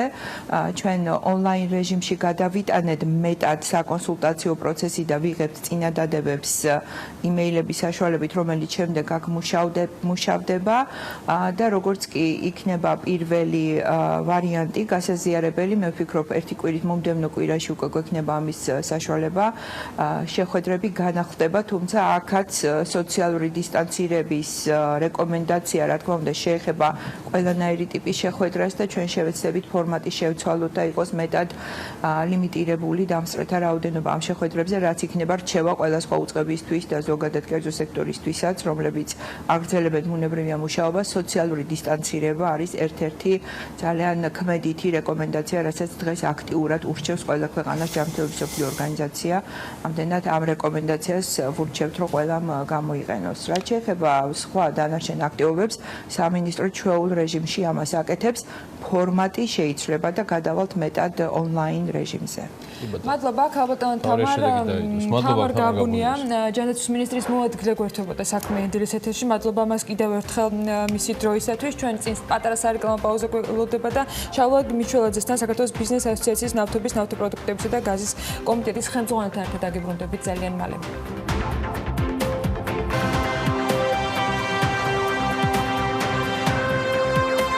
საქართველოს ბიზნეს ასოციაცია ქვეყანაში თხევადი გაზის იმპორტის დაბეგვრის ორეტაპიანი მოდელის გამოყენებასთან დაკავშირებით არსებული პრობლემის გადასაჭრელად დიალოგს და რეაგირებას ითხოვს. ასოციაციაში ამბობენ, რომ ორეტაპიანი დაბეგვრისას მეორე ეტაპს ადმინისტრირებაში პრობლემები აქვს და განცხადებაში, რომელიც BH-მ გავრცელა, აღნიშნულია, რომ არსებული სისტემა და ის ხაროსები, რომელიც მას თან ახლავს, არათანაბარ, არაკონკურენტულ გარემოში ამყოფებს კეთილსინდისიერ გადამხდელებს. სად არის ხაროეზი და რა გამოსავალს ხედავს ასოციაცია შექმნილი მდგომარეობიდან გამომდინარე, ამაზე უნდა ვისაუბროთ ვისაუბროთ შავლეთ მიშველაძესთან, საქართველოს ბიზნეს ასოციაციის ნავთობის, ნავთობპროდუქტებისა და გაზის კომიტეტის ხელმძღვანელთან. მოგესალმებით ბატონ შავლეთ, მადლობა რომ ხართ ჩვენთან ერთად, მაგრამ სანამ ამ თემაზე დავიწყებთ საუბარს, აუცილებელია მე მგონი შეფასება გავაკეთოთ და კომენტარი იმ მდგომარეობიდან გამომდინარე, რომელიც ნავთობის ბაზარზე შეიქმნა, ეს შეეხებოდა საერთაშორისო ბირჟებს და ზოგადად იმ სიტუაციას, რომელიც ეკონომიკაზე აისახა კორონავირუსთან გამომდინარე. თქვენი შეფასება და პოზიცია ამ თემასთან დაკავშირებით პირველ რიგში. უპირველეს ყოვლისა, ორი სიტყვით სოფლიოს მთავარ გამოწვევასთან მიმართებაში, რასაც თქვენი სიუჟეტები და მთელი სოფლიოს მედია უთმობს სრულად დღეს, ეს არის კორონავირუსი, ბიზნეს ასოციაციამ გუშინ გაავრცელა განცხადება. ჩვენ სრულად ვართ სოლიდარულები იმ ღონისძიებებთან მიმართებაში, რასაც საქართველოს მთავრობა ახორციელებს ძალზე დროულს და ძალზე აქტიურს. ასევე სრულად ვითვალისწინებთ იმ რეკომენდაციებს, მხარს უჭერთ და ძალიან აქტიურ პროპაგანდას უწევთ, რაც დაავადებათა კონტროლის ეროვნული ცენტრის მიერ არის დღის წესრიგში ჩასმული. ჩვენი დღის წესრიგი სხვათა შორის ასოციაციის სრულად გადავიდა იმ რელსებზე, რასაც დაავადებათა კონტროლის ეროვნული ცენტრის რეკომენდაციები ქვია, მაქსიმალურად გამოხშირეთ ისეთი ღონისძიებები, რაც გარდაუვალი აუცილებლობის ფარგლებში თუ არ ჟდება. სხვათა შორის ღონისძიებები, რომელიც ტარდება დისტანციების, სხდომთა შორის დისტანციის დაცვით და ასე შემდეგ ვითარდება. ასე რომ ყოველდღიურ დღის წესრიგში ბევრი რამ შეგვეცვალა ჩვენს ეს ამ ვიწროგაკებით. თუმცა თუ სოფლიო სანავთობო ინდუსტრიასთან მიმართებაში ორი სიტყვით ვიტყვით, საკურველია პროცედურა და პროცესი მიმდინარეობს. ალბათ იმ ლოგიკური გაგრძელებით და იმ ლოგიკური ხედვით, რაც თან ახლავს ამ ტიპის გამოწვევებს, თუ გავითვალისწინებთ და მხედველობაში მივიღებთ ბევრ სხვა ფაქტორსაც, რაც სოფლიო სანავთობო ფასს განსაზღვრავს და ძირითად პირობებს არ გადავაჭარბებ, თუ კი ვიტყვი, რომ ზოგადად სანავთობო სექტორს და მათ შორის სრულად ეკონომიკას, მათ შორის ჩვენი ქვეყნის ეკონომიკას მთავარი გამოწვევები ჯერ კიდევ წინ აქვს. სწორედ ამიტომაც ჩვენ პარალელურად იმისთან მიუხედავად, რომ თავარი გამოწვევა ქვეყანაში ყველას გვიდგას და ამას ყოველდღიურად ვხედავთ და ვემსახურებით მაქსიმალურად, რომ პრევენცია განვახორციელოთ, არ ვანელებთ მუშაობას ისეთი საკითხების კუთხით, რაც ჩვენი ეკონომიკისთვის ძირითადი ღირებულებების მატარებელია. ახსენეთ დღევანდე აირის თემა. დგას ეს საკითხი დღის წესრიგში, ჩვენ სრულად საფუძვლიანად, არგუმენტირებულად, როგორც ყოველთვის შესაბამისი ანალიზის საფუძველზე ვფიქრობთ, რომ ოდესღაც კეთილშობილურმა განზრახვა კეთილშობილური იყო, იმიტომ რომ ორეტაპიანი დაბეგვრის მოდელი აქციზის დაბეგვრას გულისხმობ, მოიცავდა რას? პირველი ეტაპისთვის გადასახადი 120 ლარი, მეორე ეტაპისთვის გადასახადი 180 ლარი. განსხვავება ამ ორ ეტაპს შორის იყო ის, რომ პირველი ეტაპის განბაჟება აქციზის გადასახადი განკუთვნილი იყო საყოფაცხოვრებო ვითარებაში მომხმარებლისთვის, ხოლო მეორე ეტაპი დამატებით 180 ლარი იმ შემთხვევაში, თუ კი LPG-ს, ეგრეთ წოდებული LPG-ს მეწოდება ხორციელდებოდა ავტომობილებში. სწორედ აქ არის ძირითადი პრობლემა. საავტომობილო ინდუსტრიის განვითარების პარალელურად ამ მიმართულებით განვითარებას გულისხმობ, ოდესღაც 200 ავტომობილიდან დღეს უკვე 1000-ობით ავტომობილი დადის ამ პროდუქტის გამოყენებით და მომრავლებული წერტილების მიუხედავად ბიუჯეტში ნაკლებად ფიქსირდება ეს რბილად, რომ თუნდაც ეს გადასახადი. რა არათანაბარ პირობებზე აკეთებს აქცენტს ასოციაცია იმ განცხადებაში, რომელიც ჩვენთვის იყო ხელმისაწვდომი?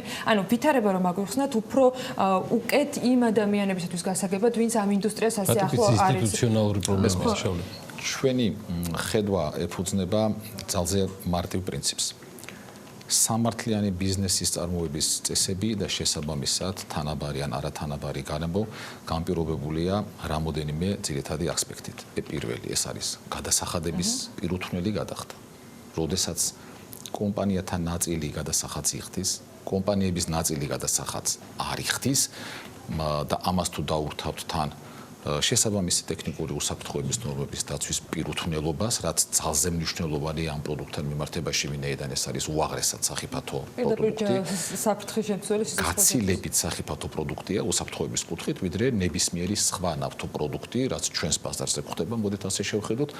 პლუს თუ მხედველობაში მივიღებთ რომ ხარისხთან მიმართებაში არის სრულიად ქაოტური ვითარება ამ კუთხით თუ კი ბენზინზე, დიზელზე ხორციელდება მეტნაკლები ინტენსივობით უკეთ ვიდრე წინა წლებში გვაქვს ამაში პოზიტიური დინამიკა და მადლობა შესაბამის სახელმწიფო სტრუქტურებს ამ პროდუქტთან მიმართებაში ეს საკითხი საერთოდ ქაოტურად არის სრულიად თუ ამ ყველაფერს ესე მოკლედ დავაჯგუფებთ მივიღებთ ასეთ სურათს ერთის მხრივ არიან კომპანიები რომლებიც ისავენ სამართლიანი ბიზნესის ყველა წესს იხდიან გადასახადს უსაფრთხოების წესებს იცავენ ეს მხოლოდ ტერმინი არ არის მსხვილ ბიზნეს გულისხმობ უპირველეს ყოვლისა ამ შემთხვევაში იმიტომ რომ იშვიათად შეხვდებით ისეთი მსოფლიო ბრენდები გვყავს სანავთობო ინდუსტრიაში საქართველოში რომ მინატრებს ნებისმიერი ქვეყანა მათ ევროპაში დაუბრუნდებით ისევ ევროპაში მოგზაურობებს და კიდევ არაერთხელ ვნახავთ და შეხვდებიან ბრენდების ოკარის, ლუკოილის, რომპეტროლის, ვისოლის ჩვენი ქვეყნის არის, მაგრამ უმსხვილესი ბიზნეს ჯგუფია და გალფის სახით სხვა ქვეყანაში. თუმცა ერთის მხრივ მათი ძალისხმევა, რომ ყველა წესი დაიცვან, როცა ვამბობ ტექნიკური უსაფრთხოება ძალზე მნიშვნელოვან რამეს გულისხმობ, ეს არ არის მხოლოდ ის კონტეინერები, რომელიც გვხვდება ჩვენს ქუჩებში მასიურად უკვე რაღაც პორტატული გადასატანი. ეს არის მთელი ინფრასტრუქტურა სრული სპექტრით, ხარისხთან შესაბამისობა და რასაკვირველია გადასახადების გადახდა. თუ კი მეორე საწონის სასწორის სპინაზე ნახავთ, რომ ეს ყველაფერი არ ხორციელდება, ძალიან მარტივად მივიღებთ სურათს, რომელიც გვაჩვენებს, რომ არასამართლიანი გარემო სუფევს ბიზნესის ამ მნიშვნელოვან სეგმენტში. თქვენ თავში აღნიშნეთ, რომ ეს იყო კეთილის რახვით გაკეთებული ორეტაპიანი დაბეგვრის სისტემა. სად გაჩნდა ხარვეზი, რა ბიუროკრატიულ პრობლემაზე გვაქვს საუბარი, ანუ ადმინისტრირება აკლია, თქვა შემოწმება აკლია, რომ ეს ცალკეულ პატიოსნებაზე სანდობით არც თავის დროზე არ იქნებოდა, ხო? ეს გადაწყვეტილება მიღებული და თქვენი გამოსავალი რას ეფუძნება? მოდით ასე შევხედოთ ამ საკითხს, რომ ცოტა რთული განსასაზღვრია ალბათ უპირატესი ვალდებულება რომ კანონის მოთხოვნები დაიცვას მეწარმეს უფრო მეტი აქვს თუ ბიზნესის კონკრეტულ სფეროში მოღვაწე კომპანიას. აი ირიბ მაგალითს გავაკეთებ, თუმცა ჩვენს რეალობაში ვფიქრობ ძალზე დროულია. იგივე ალბათ სახსენებელი კორონავირუსის ძირითადი პრევენციის ძირითადი მოთხოვნები გადის სამოქალაქო თვითშეგნებაზე. სამოქალაქო თვითშეგნებაა პირადი ჰიგიენის დაცვა, სამოქალაქო თვითშეგნებაა თვითიზოლაცია. თვითშეგნებაზე დაფუძნებით ძირითადად არა, მაგრამ ასევე სამოქალაქო თვითშეგნებაა, რომ გადასახადი უნდა გადაიხადო, აუცილებელია. კეთილის რახვა გახდათ ის, რომ ყოფილიყო პირველი ეტაპი საყოფაცხოვრებო შედარებით ხელმისაწვდომი. პრობლემები გაჩნდა მეორე ეტაპთან მიმართებაში, მომრავლდა LPG-ის ტიპის გასამართის სადგურები, მათი ადმინისტრირება ამ მასშტაბით და ესე მომცველად, როგორც გვაჩვენებს დღევანდელი რეალობა, ვერ ხერხდება.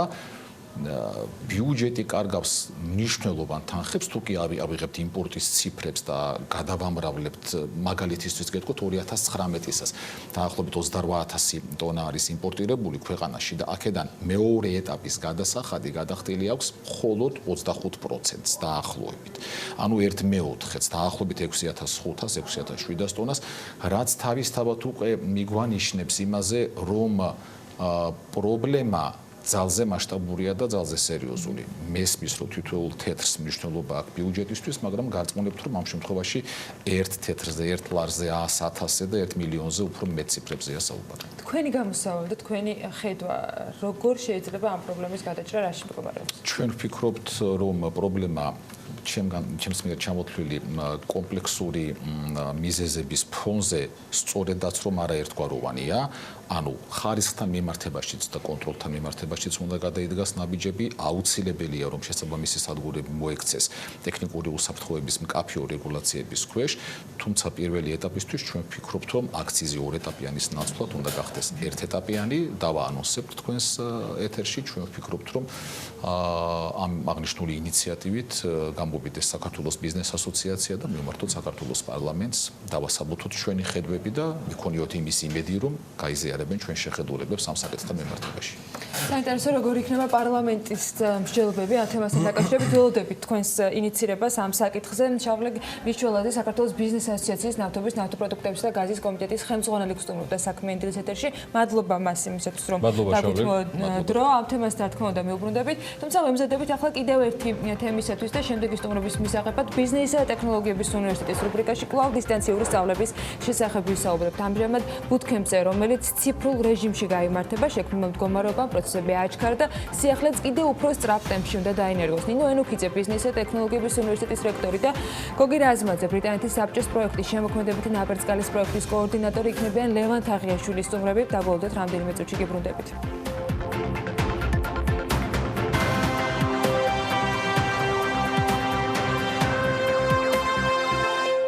სასწავლო დაწესებულებებში არ დადეგები 1 აპრილამდე გახანგრძლივდა, ასევე 1 აპრილამდე შეწყვეტილი იქნება სპეციალური საჭიროების მქონე პირებისთვის მომსახურების მიწოდება დღის ცენტრებში.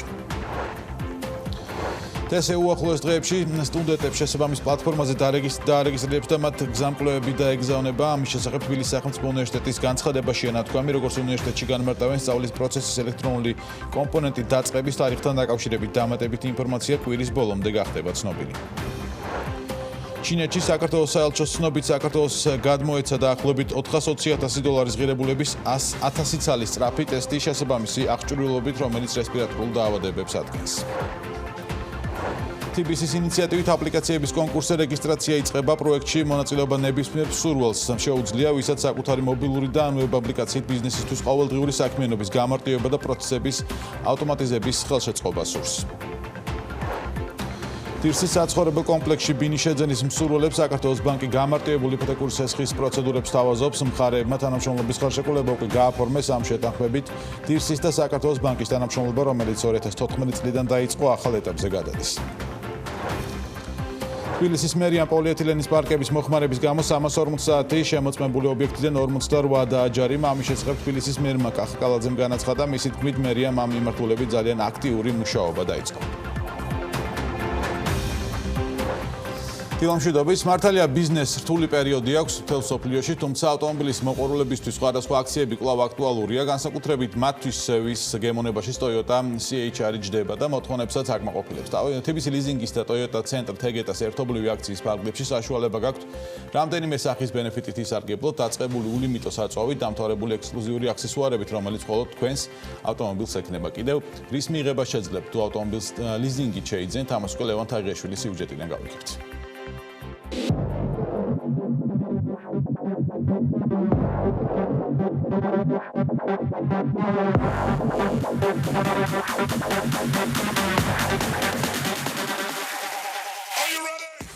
დახვეწილი მანევრი, სიმარტივე, ყისიერი რეაქცია, აგრესიული კონტურები. ეს Toyota CHR-ია. ავტომობილი, რომელთაც კომპანიამ ახალი სიტყვა თქვა ავტოდიზაინის სფეროში. Coupe Highrider-ის ხომ ამას ნიშნავს, როგორც კუპეს, ასევე crossover-ის ელემენტებს. მისი განსხვავებულობის და უნიკალურობის გამო ორმა კომპანიამ TBC ლიზინგმა და Toyota ცენტრ თეგეტამ გადაწყვიტა მომხმარებლებისთვის საჩუქარი გაეკეთებინა და სპეციალური აქცია წამოიწყო. პროექტის ფარგლებში შესაძლებელი იქნება ლიზინგით სპეციალურ ფასად CHR-ის თანამონაწილეობის გარეშე შეძენა. დამატებით Toyota-ს ცენტრში ამ მოდელის შეძენის შემთხვევაში მყიდველს შესაძლებლობა ექნება არჩიოს 3 საჩუქრიდან ერთ-ერთი. ულიმიტო საწვავი 6 თვის განმავლობაში გახსნის ბენზინ-გასამართ სადგურზე. 1500 ლარიანი ვაუჩერი ზარაფხანაში ან არტ-ტაიმში. როგორც TBC ლიზინგში გვიყვებიან, ახალი ავტომობილის შეძენის ინტერესი მომხმარებლებში დღითიდღე იმატებს და ლიზინგის მომსახურებაც პოპულარული ხდება. TBC ლიზინგი Toyota-სთან თეგეტასთან თანამშრომლობს დაარსების დღიდან. ამ პერიოდის განმავლობაში არაერთი წარმატებული პროექტი განვახორციელეთ. წარსულზე გამოცდილებას დაყრდნობით გადავწყვიტეთ, რომ ახალ პროექტში ჩავრთულიყავთ. CHR-ის აქციაში მონაწილე მომხმარებლებს TBC ლიზინგი თავაზობს შემდეგ პირობებს. მათ საშუალება ექნებათ ისარგებლონ 0%-იანი თანამონაწილეობით, აგრეთვე სერვისზე მიიღონ 15%-იანი ფასდაკლება და იმ შემთხვევაში თუ ისარგებლენ ლიზინგით, მიიღებენ განსაკუთრებულ ფასდაკლებას ავტომობილის ფასზე. ლიზინგის პროდუქტის მიმართ ინტერესი დღისდღე იზრდება. განსაკუთრებით აღსანიშნავია ის ფაქტი, რომ აღნიშნული პროდუქტი პოპულარობით სარგებლობს ფიზიკურ პირებში. 2019 წლის მონაცემებით TBC ლიზინგს ახალი ავტომობილების გაყიდვის დარგში აქვს 56% ბაზრის წილი. Toyota ცენტრ თეგეტაში CHR-ის შეძენა როგორც ჰიბრიდული, ისე ბენზინის ძრავით შეგიძლიათ. ჰიბრიდული ავტომობილის არჩევის შემთხვევაში დამატებით თეგეტას მწვანე ბარათი გადმოგეცემათ, რომლის მეშვეობითაც Toyota-ს მწვანე გზის კლუბის წევრი გახდებით და თქვენს მიერ გავლილ ყოველ 2000 კილომეტრზე აჯამეთის ტყის პარკში თქვენ სახელზე 100 წლოვანი მუხა დაირგვება. ნებისმიერი მომხმარებელი, რომელიც მოვა ჩვენს ცენტრში და შეიძენს ამ კონკრეტულ ავტომობილს, მიიღებს საჩუქრად 6 თვიანი ლიმიტს აწევს, ან 1500 ლარიან არტაიმის ვაუჩერს, ან 1500 ლარიან ზარაფხანას ვაუჩერს, ანუ ამ სამი საჩუქრიდან ნებისმიერი შეუძლია ამოერჩიოს მომხმარებელმა. ჩვენი ცენტრის ექსკლუზივობა გარდა ამ აქციისა მდგომარეობს იმაში, რომ ნებისმიერი მომხმარებელი, რომელიც მოვა ჩვენთან და გადაწყვეტს, რომ შეიძინოს ეს არის ჩვეულებრივი მოდელი, შეგვიძლია მოვარგოთ მის გემოვნებას, ანუ შევარჩევინოთ სპეციალური აქსესუარები, განსაკუთრებული ფერებით, რომელიც გაკეთებული იქნება მხოლოდ მისთვის და იქნება ექსკლუზიურად მხოლოდ ამ მომხმარებელთვის შექმნილი. თუ მეორადიდან ახალ ავტომობილზე გსურთ გადასვლა, მაშინ ეს აქცია თქვენთვისაა. ნუ აღარ შეყვონდებით და შანსი, რომელიც იშვიათად გეძლევათ, აუცილებლად გამოიყენეთ. ავტომობილი, რომელიც ბრილიანტის ფორმებს იმეორებს, ნებისმიერი ინტერესისა თუ სქესის მომხმარებლისთვის იდეალური ვარიანტი იქნება.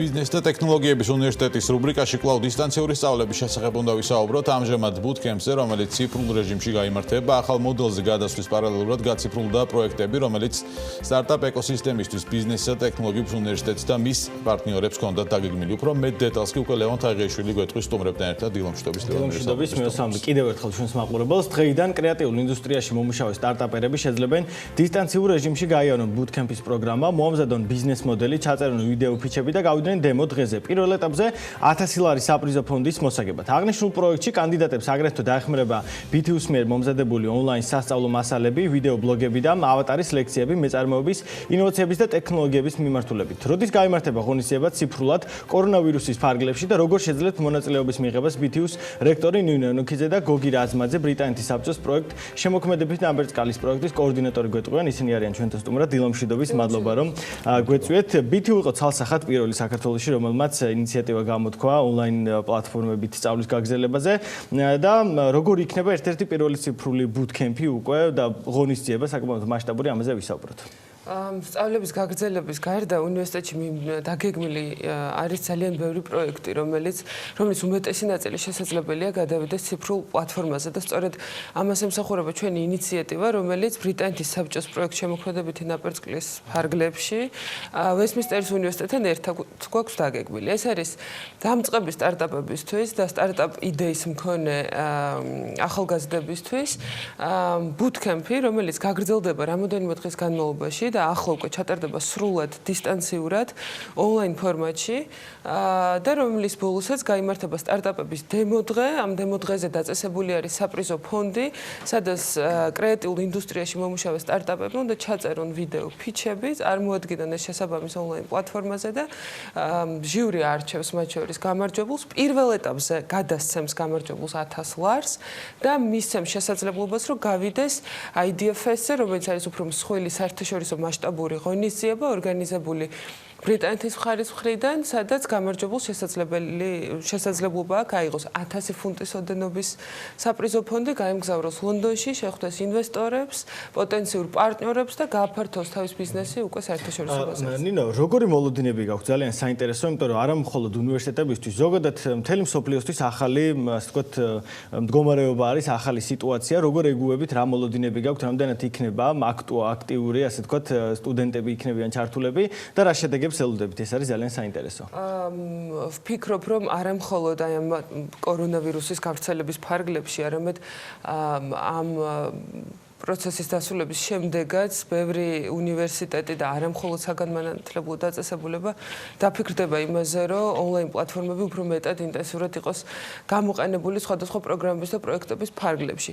ჩვენ მოლოდინი გვაქვს, რომ ამ პროექტის დისემინაციას გავაკეთებთ საქართველოს მასშტაბით, არა მხოლოდ თბილისზე იქნება კონცენტრირებული, არამედ სწორედ ამის შესაძლებლობას გვაძლევს ონლაინ პლატფორმა, რომ არა მხოლოდ ბუთკემპის პროგრამა წარმართოთ, არამედ აი ეს ვიდეო ლექციები, რომელსაც უკვე წერენ ჩვენი სპეციალისტები, სხვადასხვა წარმატებული სტარტაპების მფლობელი, დამფუძნებელი პირები, სხვადასხვა ექსპერტები და მენტორები ამ სფეროში ავატარის მიერ ჩატარებული ლექციები სწორედ ამას ემსახურება, რომ ინოვაციები, ტექნოლოგიები, მეწარმეობა ხელმისაწვდომი გახდეს ამის შესახებ ინფორმაცია მათთვის ვისაც არ შეუძლია ფიზიკურად დაესწროს სხვადასხვა ტრენინგებს, გადამზადებას. ისედაც კეთდებოდა აქამდე, ამან დააჩქარა. მაქსიმალურად ვაკეთებდით, მაგრამ უშუალოდ ამ ზოგადად ციფრული ბუთკემპის ჩატარების პრაქტიკა მსოფლიოში იმ ფორმით, როგორითაც ჩვენ ახლა ამას გვეგმოთ ბრიტანეთის საბჭოსთან ერთად არ არსებობს და ჩვენთვისაც ეს პირველი გამოცდილება არის და გვაქვს მაღალი მოლოდინი, რომ ჩვენ ბრიტანელ პარტნიორებთან ერთადაც და მათი კონტრიბუციით ეს იქნება მართლა უნიკალური და ძალიან მნიშვნელოვანი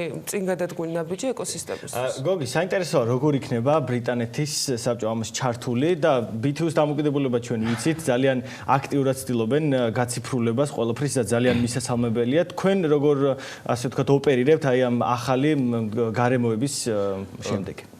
ძალიან საინტერესო შეკითხვა არის. პირველ რიგში ძალიან დიდი მადლობა მინდა უთხრა ნინოს ინიციატივის, რომელიც გამოიჩინა BTU-მ იმ პირობებში, რომელიც შეიქმნა დღეს ამ ეპიდემიის საშიშროების გამო, ძალიან მნიშვნელოვანია, რომ ჩვენ არ შევწყვიტოთ საქმიანობა ყოველდღე, მით უმეტეს სწავლება არ უნდა შეწყდეს. უნდა გაგრძელდეს ყველანაირად და საშუალება, რომელსაც სიძლევა ციფრული ტექნოლოგიები ბოლომდე უნდა იყოს გამოყენებული.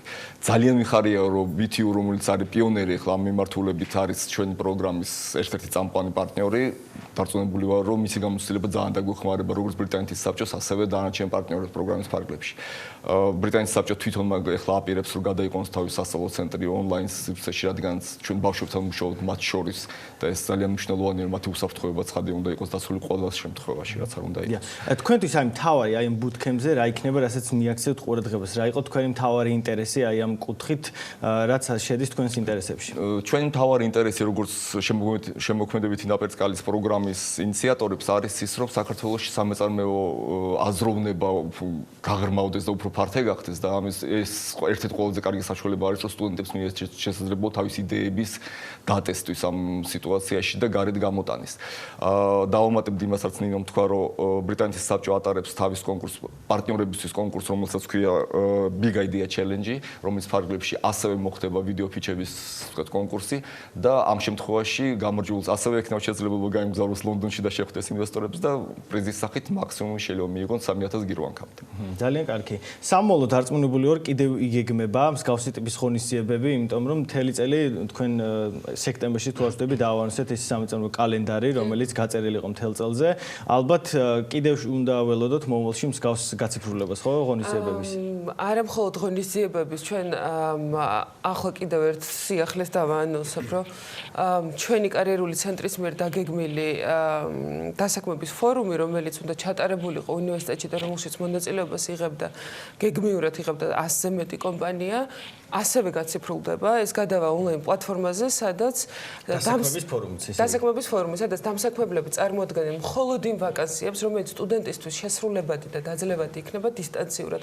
სადაც სტუდენტს ფიზიკურად არ მოუწევს სიარული რაღაც დიდ ორგანიზაციაში, მასიური თავშეყრის ადგილებში და შეძლებს იმუშაოს დისტანციურად. ესეც პირველი პრეცედენტი არის და ამ სივრცის ერთგვარი გაფართოებული რეალობის ფარგლებში ამ სივრცის წარდგენას გავაკეთებთ უახლოეს დღეებში.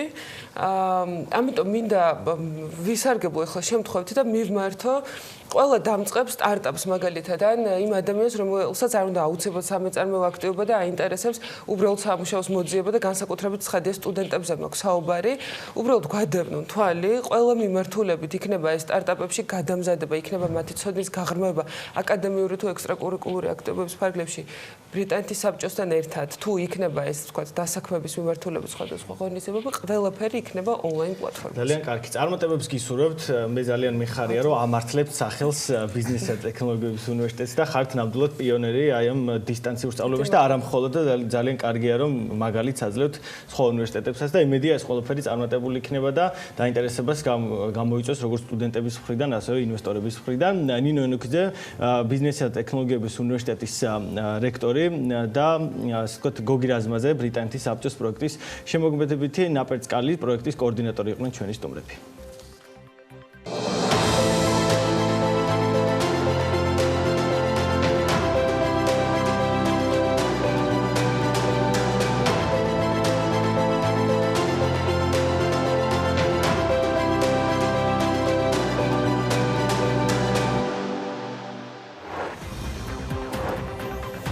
გაუსამართლის სოციალურ მეცნიერებათა და დიპლომატიის სკოლა 15 წლისაა, რა გზა გაიარა სკოლამ დაარსებიდან, როგორია მისი დღევანდელობა და სამომავლო გეგმები. რამდენიმე წუთში საქმიანი დილის სტუდიაში ზაზა რუხაძეს ქართულ-ამერიკული უნივერსიტეტის თანადამფუძნებელთა სამართლის სკოლის დეკანს და ზვიად კორძაძეს საადვოკატო ბიუროს მართულ პარტნიორს უმასპინძლებთ.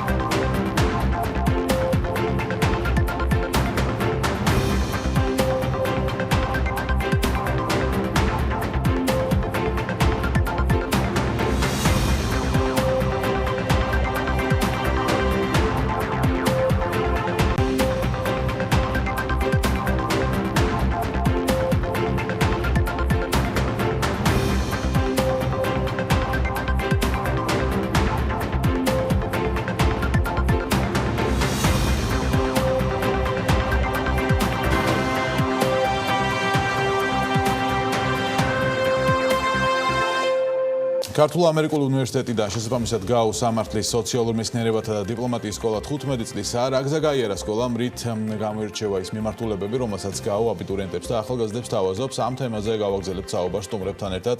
პროფესორი ზაზა რუხაძე, სამართლის დოქტორი, ქართულ-ამერიკული უნივერსიტეტის თანადამფუძნებელი და ვიცე-პრეზიდენტი, სამართლის სოციალური მეცნიერებებისა და დიპლომატიის სკოლის დეკანი და ზვიად კორძაძის საადვოკატო ბიუროს მმართველი პარტნიორი, ადვოკატი გვერდებიან საქმიანი დილაში. დილამშვიდობის მოგესალმებით. მადლობა ბატონო ბრძანებისთვის. ბატონ ზაზა, დასაწყისში პროგრამებზე რო ვისაუბროთ, აკადემიურ პროგრამებზე, რომელსაც გაუს სკოლას თავაზობს ახალგაზრდებს, აბიტურიენტებს და რაღაცნაირად რო შევაჯამოთ ეს 15 წლიანი ეს განვლილი გზა. დიახ, მადლობთ მოწვევისათვის და ამ შესაძლებლობისათვის. პირველ რიგში მინდა ვთქვა, რომ სამართლის სოციალური მეცნიერებისა და დიპლომატიის სკოლა ერთიანებს ორ მნიშვნელოვან პროგრამას დღეს, რომელიც ოპერირებს ბაზარზე. ეს გახლავთ სამართლის საგანმანათლებლო პროგრამა და საერთაშორისო ურთიერთობების პროგრამა. მაგრამ ვიდრე პროგრამებზე გადავიდოდეთ, მე მაინც მინდა ვთქვა ერთი ძალიან მნიშვნელოვანი რამ. საკითხი იმის შესახებ, თუ რას წარმოადგენს თვითონ ინსტიტუციის, უნივერსიტეტის ფილოსოფია და აკადემიური პროფილი. იმიტომ რომ თუ მომხმარებელმა არ იცის ინსტიტუციის აკადემიური პროფილი, ეს იმას ნიშნავს, რომ იგი ძალიან მარტივად შეიძლება აღმოჩნდეს რეკლამის მსხვერპლი, ან უბრალოდ იმ გარემოში, სადაც მას წარმოუდგენია თავისი პროგრამის შედეგის მიღება, უბრალოდ ის შედეგი ვერ მიიღოს. სხვაგან აღმოჩნდეს. ამიტომ ეს მნიშვნელოვანი არა მხოლოდ ახალგაზრდებისთვის, რომლებმაც უნდა გააკეთონ ეს არჩევანი. ძალიან მნიშვნელოვანია ეს ამ პროფილის გააზრება და ცოდნა მათი კონსულტანტებისთვის, დამხმარებისთვის, მშობლებისთვის, უბრალოდ ვინც დებს ინვესტიციას, გრძელვადიან ინვესტიციას განათლებაში. ამიტომ მოკლედ რომ ვთქვათ, ეს ფილოსოფია და პროფილი ნიშნავს იმას, რომ ქართულ-ამერიკული უნივერსიტეტი და შესაბამისად სამართლის და სოციალურ მეცნიერებათა სკოლა არ გახლავთ მხოლოდ სასწავლო გარემო, სასწავლო დაწესებულება უბრალოდ, არამედ ეს არის ინსტიტუცია, რომელიც ცდილობს და მკვიდრდება როგორც სამოქალაქო ინსტიტუცია. სამოქალაქო ინსტიტუცია იმ თვალსაზრისით, რომ ჩვენთან სამოქალაქო საზოგადოების გაგება არის NGO. სამწუხაროდ და იმის იქეთ ვერ მივდივართ. არადა აკადემია არის ამის მნიშვნელოვანი ნაწილი. რა მაქვს ხედულობაში ხე ფორმატი არ მოგწევს საშუალებას ბევრი ვისაუბროთ. ხედულობაში მაქვს იმას, რომ აი ჩვენი შვილები, თქვენი შვილები, როდესაც ამ გარემოში ღებულობენ განათლებას, ეს იმას ნიშნავს, რომ ისინი არიან ძალიან ახლოს რეალურ ცხოვრებასთან. რეალურ ცხოვრებასთან იმ თვალსაზრისით, რომ პროგრამები ადაპტირებულია იმ მოთხოვნებზე, რომელიც გააჩნია საზოგადოებას, ანუ საზოგადოებრივი დაკეთის თვალსაზრისით და როგორც ახლა დღეს მიღებულია ბაზრის მოთხოვნათა შესაბამისად. ეს იმას ნიშნავს, რომ პროგრამების დიზაინი და შინაარსი ქართულ ამერიკულ უნივერსიტეტში უზრუნველყოფს თეორიული და პრაქტიკული სწავლების იმგვარ სინთეზს, როდესაც კურსდამთავრებული გამოიმუშავებს ფართო ცოდნას, შესაბამის უნარებს და რაც ყველაზე მნიშვნელოვანია, იგი უნივერსიტეტის გარემოშივე შეიძენს ძალიან მნიშვნელოვან რანს, პროფესიულ გამბედაობას და გადაინაცვლებს რეალურ ცხოვრებაში. ეს მიდგომა, ეს პრაქტიკა გამოარჩევს გაუს სკოლას მიმართულებების მიხედვითაც მათ შორის სამართლის და დიპლომატიის. ეს არის ერთ-ერთი გამორჩეული განსხვავებელი, რითიც შეიძლება ახალგაზრდები და აბიტურიენტები დაინტერესდნენ. ეს არის ზოგადი მახასიათებელი და გამორჩეულობა მისი გამოხატება იმაში, რომ ეს არის ის, რაც ქართულ სინამდვილეში ცოტა დაკარგულია. ეს არის ის, რასაც ჩვენ ვეყრდობით და ვიზიარებთ დასავლურ სტანდარტს, ტრადიციას და თანამედროვეობას. ეს არის მთავარი, ამაზე ვაგებთ ყველაფერს. დანარჩენი რაც შეეხება ამ ყველაფრის მიღწევა შეიძლება სამი მნიშვნელოვანი რამეთი. ეს გახლავთ პროგრამები, რომლებიც სწორედ დასავლურ სტანდარტებს ეფუძნება.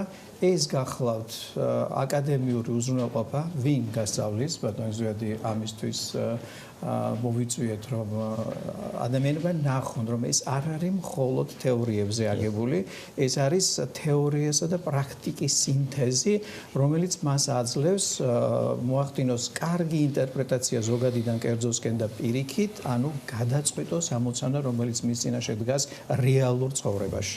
ბატონო ზვიად, სანამ თქვენი სასწავლო პროცესის ჩართულობაზე ვისაუბრებდეთ, დასაქმების ბაზარი გვაქვს უცნაური. უცნაური გულისხმობა იმას, რომ დამსაქმებლები ამბობენ, რომ კადრები არ არის, პროფესიონალი, ანუ უმუშევრები ამბობენ, რომ დასაქმების ადგილები არ არის და ისინი ვერ პოულობენ სამსახურს, ხო? რამდენად მნიშვნელოვანია პროფესიონალი კადრები დღეს ბაზარზე და რამდენად მნიშვნელოვანია და რამდენად აქცევთ თქვენ როგორც მათ შორის დამსაქმებელი ყურადღებას, რა ტიპის პროგრამა აქვს გავლილი სტუდენტს, მოქმედ სტუდენტს ან კურსდამთავრებულს უკვე როდესაც სამსახურში იყავთ. მოგესალმებით. რა თქმა უნდა, ვაქცევთ უფრო მეტიც. იდეაში ჩვენ უნდა განსაზღვრავდეთ, ჩვენ ამ შემთხვევაში დამსაქმებლები უნდა განსაზღვრავდეთ იმ შეკვეთას, რომელიც უნდა მოდიოდეს კურსდამთავრებულისგან.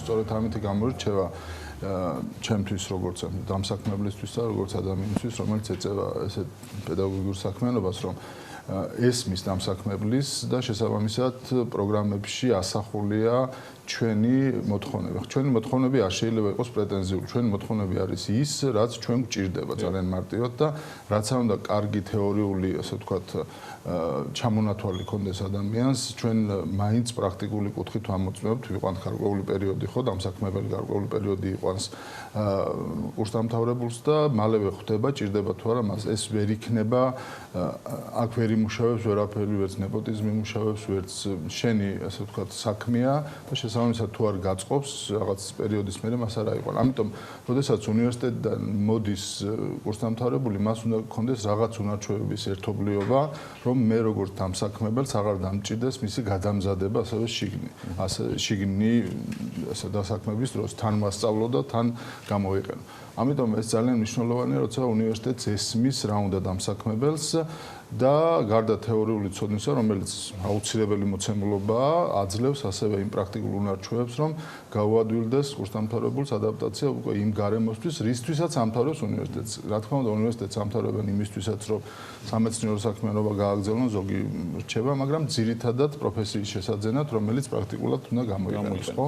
ხო, პრაქტიკოსი პროფესორების, ადამიანების, პროფესიონალების, ვინც უკვე თავის საქმეს დიდი ხანი აკეთებს, ჩართულობას სასწავლო პროცესში როგორ ცვლის გარემოს. აი თქვენი შეფასებითაც თქვენ ჩართული ხართ ამ სასწავლო პროცესში.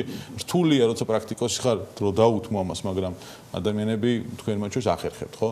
აი როგორ ცვლის აი იმ სასწავლო გარემოს სტუდენტების თუ ახალგაზრდებისთვის? ხო, ცვლის ერთი რო ჩვენთვის ცვლის, რა თქმა უნდა, მეორე ამაზე ყველაზე მნიშვნელოვანია თვითონ სტუდენტების აზრი, რომელიც მე მომისმენია, თუნდაც დამთავრების შემდეგ, თუნდაც მას შემდეგ, რაც მაგალითად გაუში ვასწავლდი, ვიღაცა წამომიყვანია პრაქტიკაზე და დასაქმებულად ჩემთან რამდენიმე ადამიანი არის დასაქმებული წლების განმავლობაში, რომელმაც გაუდაამთავრა, ხო? მათი შემდგომი აზრიც მნიშვნელოვანია, რომ ეს აძლევს მათ იმ უნარჩვევებს, რომლებიც აუცილებლად გამოადგება წინააღმდეგ შემთხვევაში, კიდევ ერთხელ ვამბობ, დამსაქმებელთან შეიძლება მივიდეს ძალიან მაღალი აკადემიური მოსწრების კურსდამთავრებული და ის დამსაქმებელმა არ აიყვანოს იმ უბრალო მიზეზის გამო, რომ დამსაქმებელს არ აქვს დრო გადაამზადოს ახალი კადრი და ის ეძებს ბაზარზე ისეთ კადრს, რომელიც იმ წუთში იმ კონკრეტული საჭიროებისთვის, იმ ამოცხადებული ვაკანსიისთვის მას სჭირდება.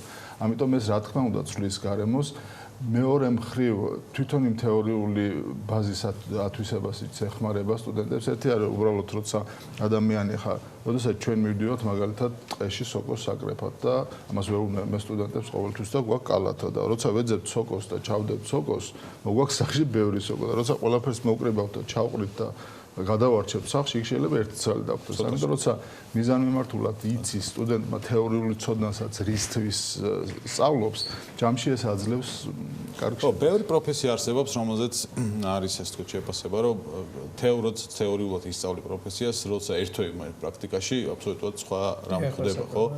არის თუ არა იგივე თქვა სამართლის და დიპლომატიის პროფესიებიც? კი, რასაკვირველია. რა თქმა უნდა, აქ ძალიან მნიშვნელოვანი არის პრაქტიკული კომპონენტი. ჟურნალისტიკა ეგეთი პროფესია ერთ-ერთი. თეორიას გადიხდა და პრაქტიკაში სულ სხვა. დიახ, მაგრამ აქ მოცემულობა ცოტა განსხვავებული იმ თვალსაზრისით, რომ პრაქტიკული საქმიანობისათვის მან უნდა გამოიმუშაოს შესაბამისი უნარები, მაგრამ უნარების გამოყენება წარმოუდგენელია ცოდნის დაგროვების გარეშე. ეს შეუძლებელია. და რომ გითხრათ აი ზვიადის რო გავაგრძელო ამ შემთხვევაში თეორიის და პრაქტიკის კორელაცია ჩვენ შემთხვევაში ნიშნავს იმას, რომ მაგალითისათვის ქართულ-ამერიკული უნივერსიტეტის სამართლის სოციალურ მეცნიერებებზე დიპლომატიის სკოლის სამართლის პროგრამა არის ერთადერთი დღეს მოქმედი ბაზარზე, რომელიც შეიცავს დარგთა შორის კომპონენტს. არც ერთი სხვა პროგრამას, მსგავსი რამ არ გააჩნია, ვგულისხმობ რას? ვგულისხმობ იმას, რომ პროგრამის შინაარსი და დიზაინი ისე არის აგებული, რომ კურსდამთავრებელს უნდა შეეძლოს ლავირება კარგად ბაზარზე და მან უნდა დააკმაყოფილოს განსხვავებული დამსაქმებლის მოთხოვნები და ინტერესები და მეორეს მხრივ გავს სამართლის საერთაშორისო ურთიერთობების პროგრამა ასევე ერთადერთია, რომელიც გადის ალტერნატიულ აკრედიტაციას და სწორედ ჩვენ ზვიადის ორგანიზაციას შევკვეთეთ ალტერნატიული აკრედიტაცია. აკრედიტაცია, რომელიც ისედაც გავლილი გვაქვს სახელმწიფო რეგულაციის გზით, რომელიც 6 თვე გრძელდება, მაგრამ ჩვენი შეკვეთა დამსაქმების მიღად, რომელიც ბატონი ზვიადი და მისი ორგანიზაცია ახორციელებს, უკვე წელიწადია გრძელდება. ანუ ხორციელდება მისი ძალიან ფუნდამენტური კვლევა. ეს ნიშნავს იმას, რომ ეს არის პროგრამა, რომელიც იძლევა შანსებს ორი რამის.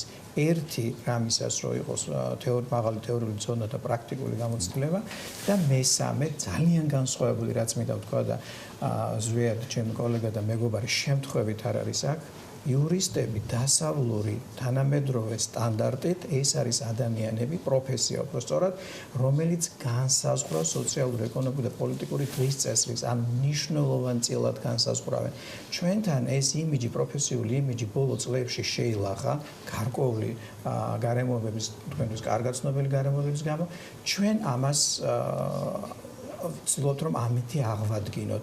იურისტი არ არის კლერკი, იურისტი არ არის მედიატორი, მხოლოდ იურისტი არის ადამიანების ერთობა, რომელიც ქმნის კულტურულ იდენტობას და კლასს, რომელიც არსებით გავლენას ახდენს. ბატონი ზვიადი არ არის. მკვიდროს პრეცედენტებსაც მათ შორის სამართლიანობა. ბატონი ზვიადი არ არის მხოლოდ პროფესორი, არ არის მხოლოდ ადვოკატი, არის გამომცემელი, რომელიც ქმნის დიდ კაპიტალს. ანუ ჩვენი სტუდენტებს გვინდა ამითი რომ მივცეთ დიდი კაპიტალი, როგორც ცოდნის თვალსაზრისით, ისე მისი პრაქტიკული გამოყენების თვალსაზრისით და ეს უნდა ჩამოყალიბდეს თქვენი შვილები, ვინ ჩვენთან ვინც არიან და ვინც აწარმოვა, ეს ნიშნავს იმას, რომ ის იქნება მაღალი კულტურული პროფესიული კლასის წარმომადგენელი, რომელიც დიდ გავლენას მოახდენს საზოგადოებრივ ცხოვრებაზე და შეძლებს პირადი კეთილდღეობის კარგად უზრუნველყოფას. რომ არ კითხოთ ახლა კორონავირუსის შესახებ და იმ გავლენაზე, რომელიც ამ ვირუსმა მათ შორის სასწავლო პროცესზე მოახდინა, უნივერსიტეტებზე მოახდინა, რა ხდება დღეს, როგორ ოპერირებთ ამ პირობებში, რა ტიპის გადაწყვეტილებები მიიღეთ მას შემდეგ, რაც პირველი შემთხვევა დაფიქსირდა ჩვენთან და უკვე ვთქვათ ეს პროცესი მიმდინარეობს და პანდემიური ასე ვთქვათ სიტუაციის გამოცხადება. დიახ, ეს ყველაზე აქტუალური თემაა საკითხი. რა საკვირველია, რა თქმა უნდა, ჩვენ მივყვებით იმ რჩევებს და რეკომენდაციებს, რაც არის, იმიტომ რომ ჩვენი მომავალი თაობის ბედი გვაბარია და ამიტომ ძალიან ფრთხილად ვეკიდებით ამ საქმეს. სწავლის პროცესში შეჩერებულია როგორც ყველგან ისე ჩვენ, თუმცა ჩვენ უკვე გამოცხადდა და ძალიან მალე, ძალიან უბრალოდ ტექნიკური მომენტების დაზუსტება მიდის, ორგანიზაციული საკითხები სრულდება და ჩვენ გადავალთ ონლაინ სწავლებაზე. არ არის ეს ჩვენთვის პრობლემა, იმიტომ რომ საქართველოს ამერიკულ უნივერსიტეტს აქვს ამისი გამოცდილება. მაგალითად, ჩემი კოლეგა ფორდამის უნივერსიტეტის ვიცე დეკანი ტონი ვაინი ამერიკიდან ისედაც კითხულობს ამას. სხვა შორის იგეგმება განახლება და დავიწყებთ კურსს ბიზნეს იურისტ ბიზნეს სამართალი და იურისტ ეკონომიკა იურისტებისათვის, რომელიც ასევე იგეგმება ნიუ-იორკიდან. ასე რომ ჩვენ ეს გამოცდილება გვაქვს, უბრალოდ ეხლა ვართ ორგანიზების. ხო, ამის მეტი დოზით პრაქტიკაში დანერგვა მოგიწევთ ახლა ამ პერიოდში. მე მინდა რომ წარმატებები გისურვოთ. დიდი მადლობა რომ იყავით საქმიანი დილის სტუმრები. ბატონო, წარმატებები თქვენ საქმიანობაში, როგორც პრაქტიკაში, ასევე პროფესორული მიმართულებით. პროფესორ ზაზა რუხაძე, სამართლის დოქტორს, ქართულ ამერიკულ უნივერსიტეტის თანადამფუძნებელს და ვიცე-პრეზიდენტს, სამართლის სოციალური მეცნიერების და დიპლომატიის სკოლის დეკანს და ზვიად კორდადეს, კორდადის ადვოკატო ბიუროს მმართველ პარტნიორს, ადვოკატს მასპინძლობდით საქმიან დილაში. მათთან ერთად გემშვიდობებით საქმის კურს ეთერებში შეხვდებით ერთმანეთს დღის განმავლობაში. მადლობა ყურადღებისთვის, ნახვამდის ჯანმრთელობას გისურვებთ.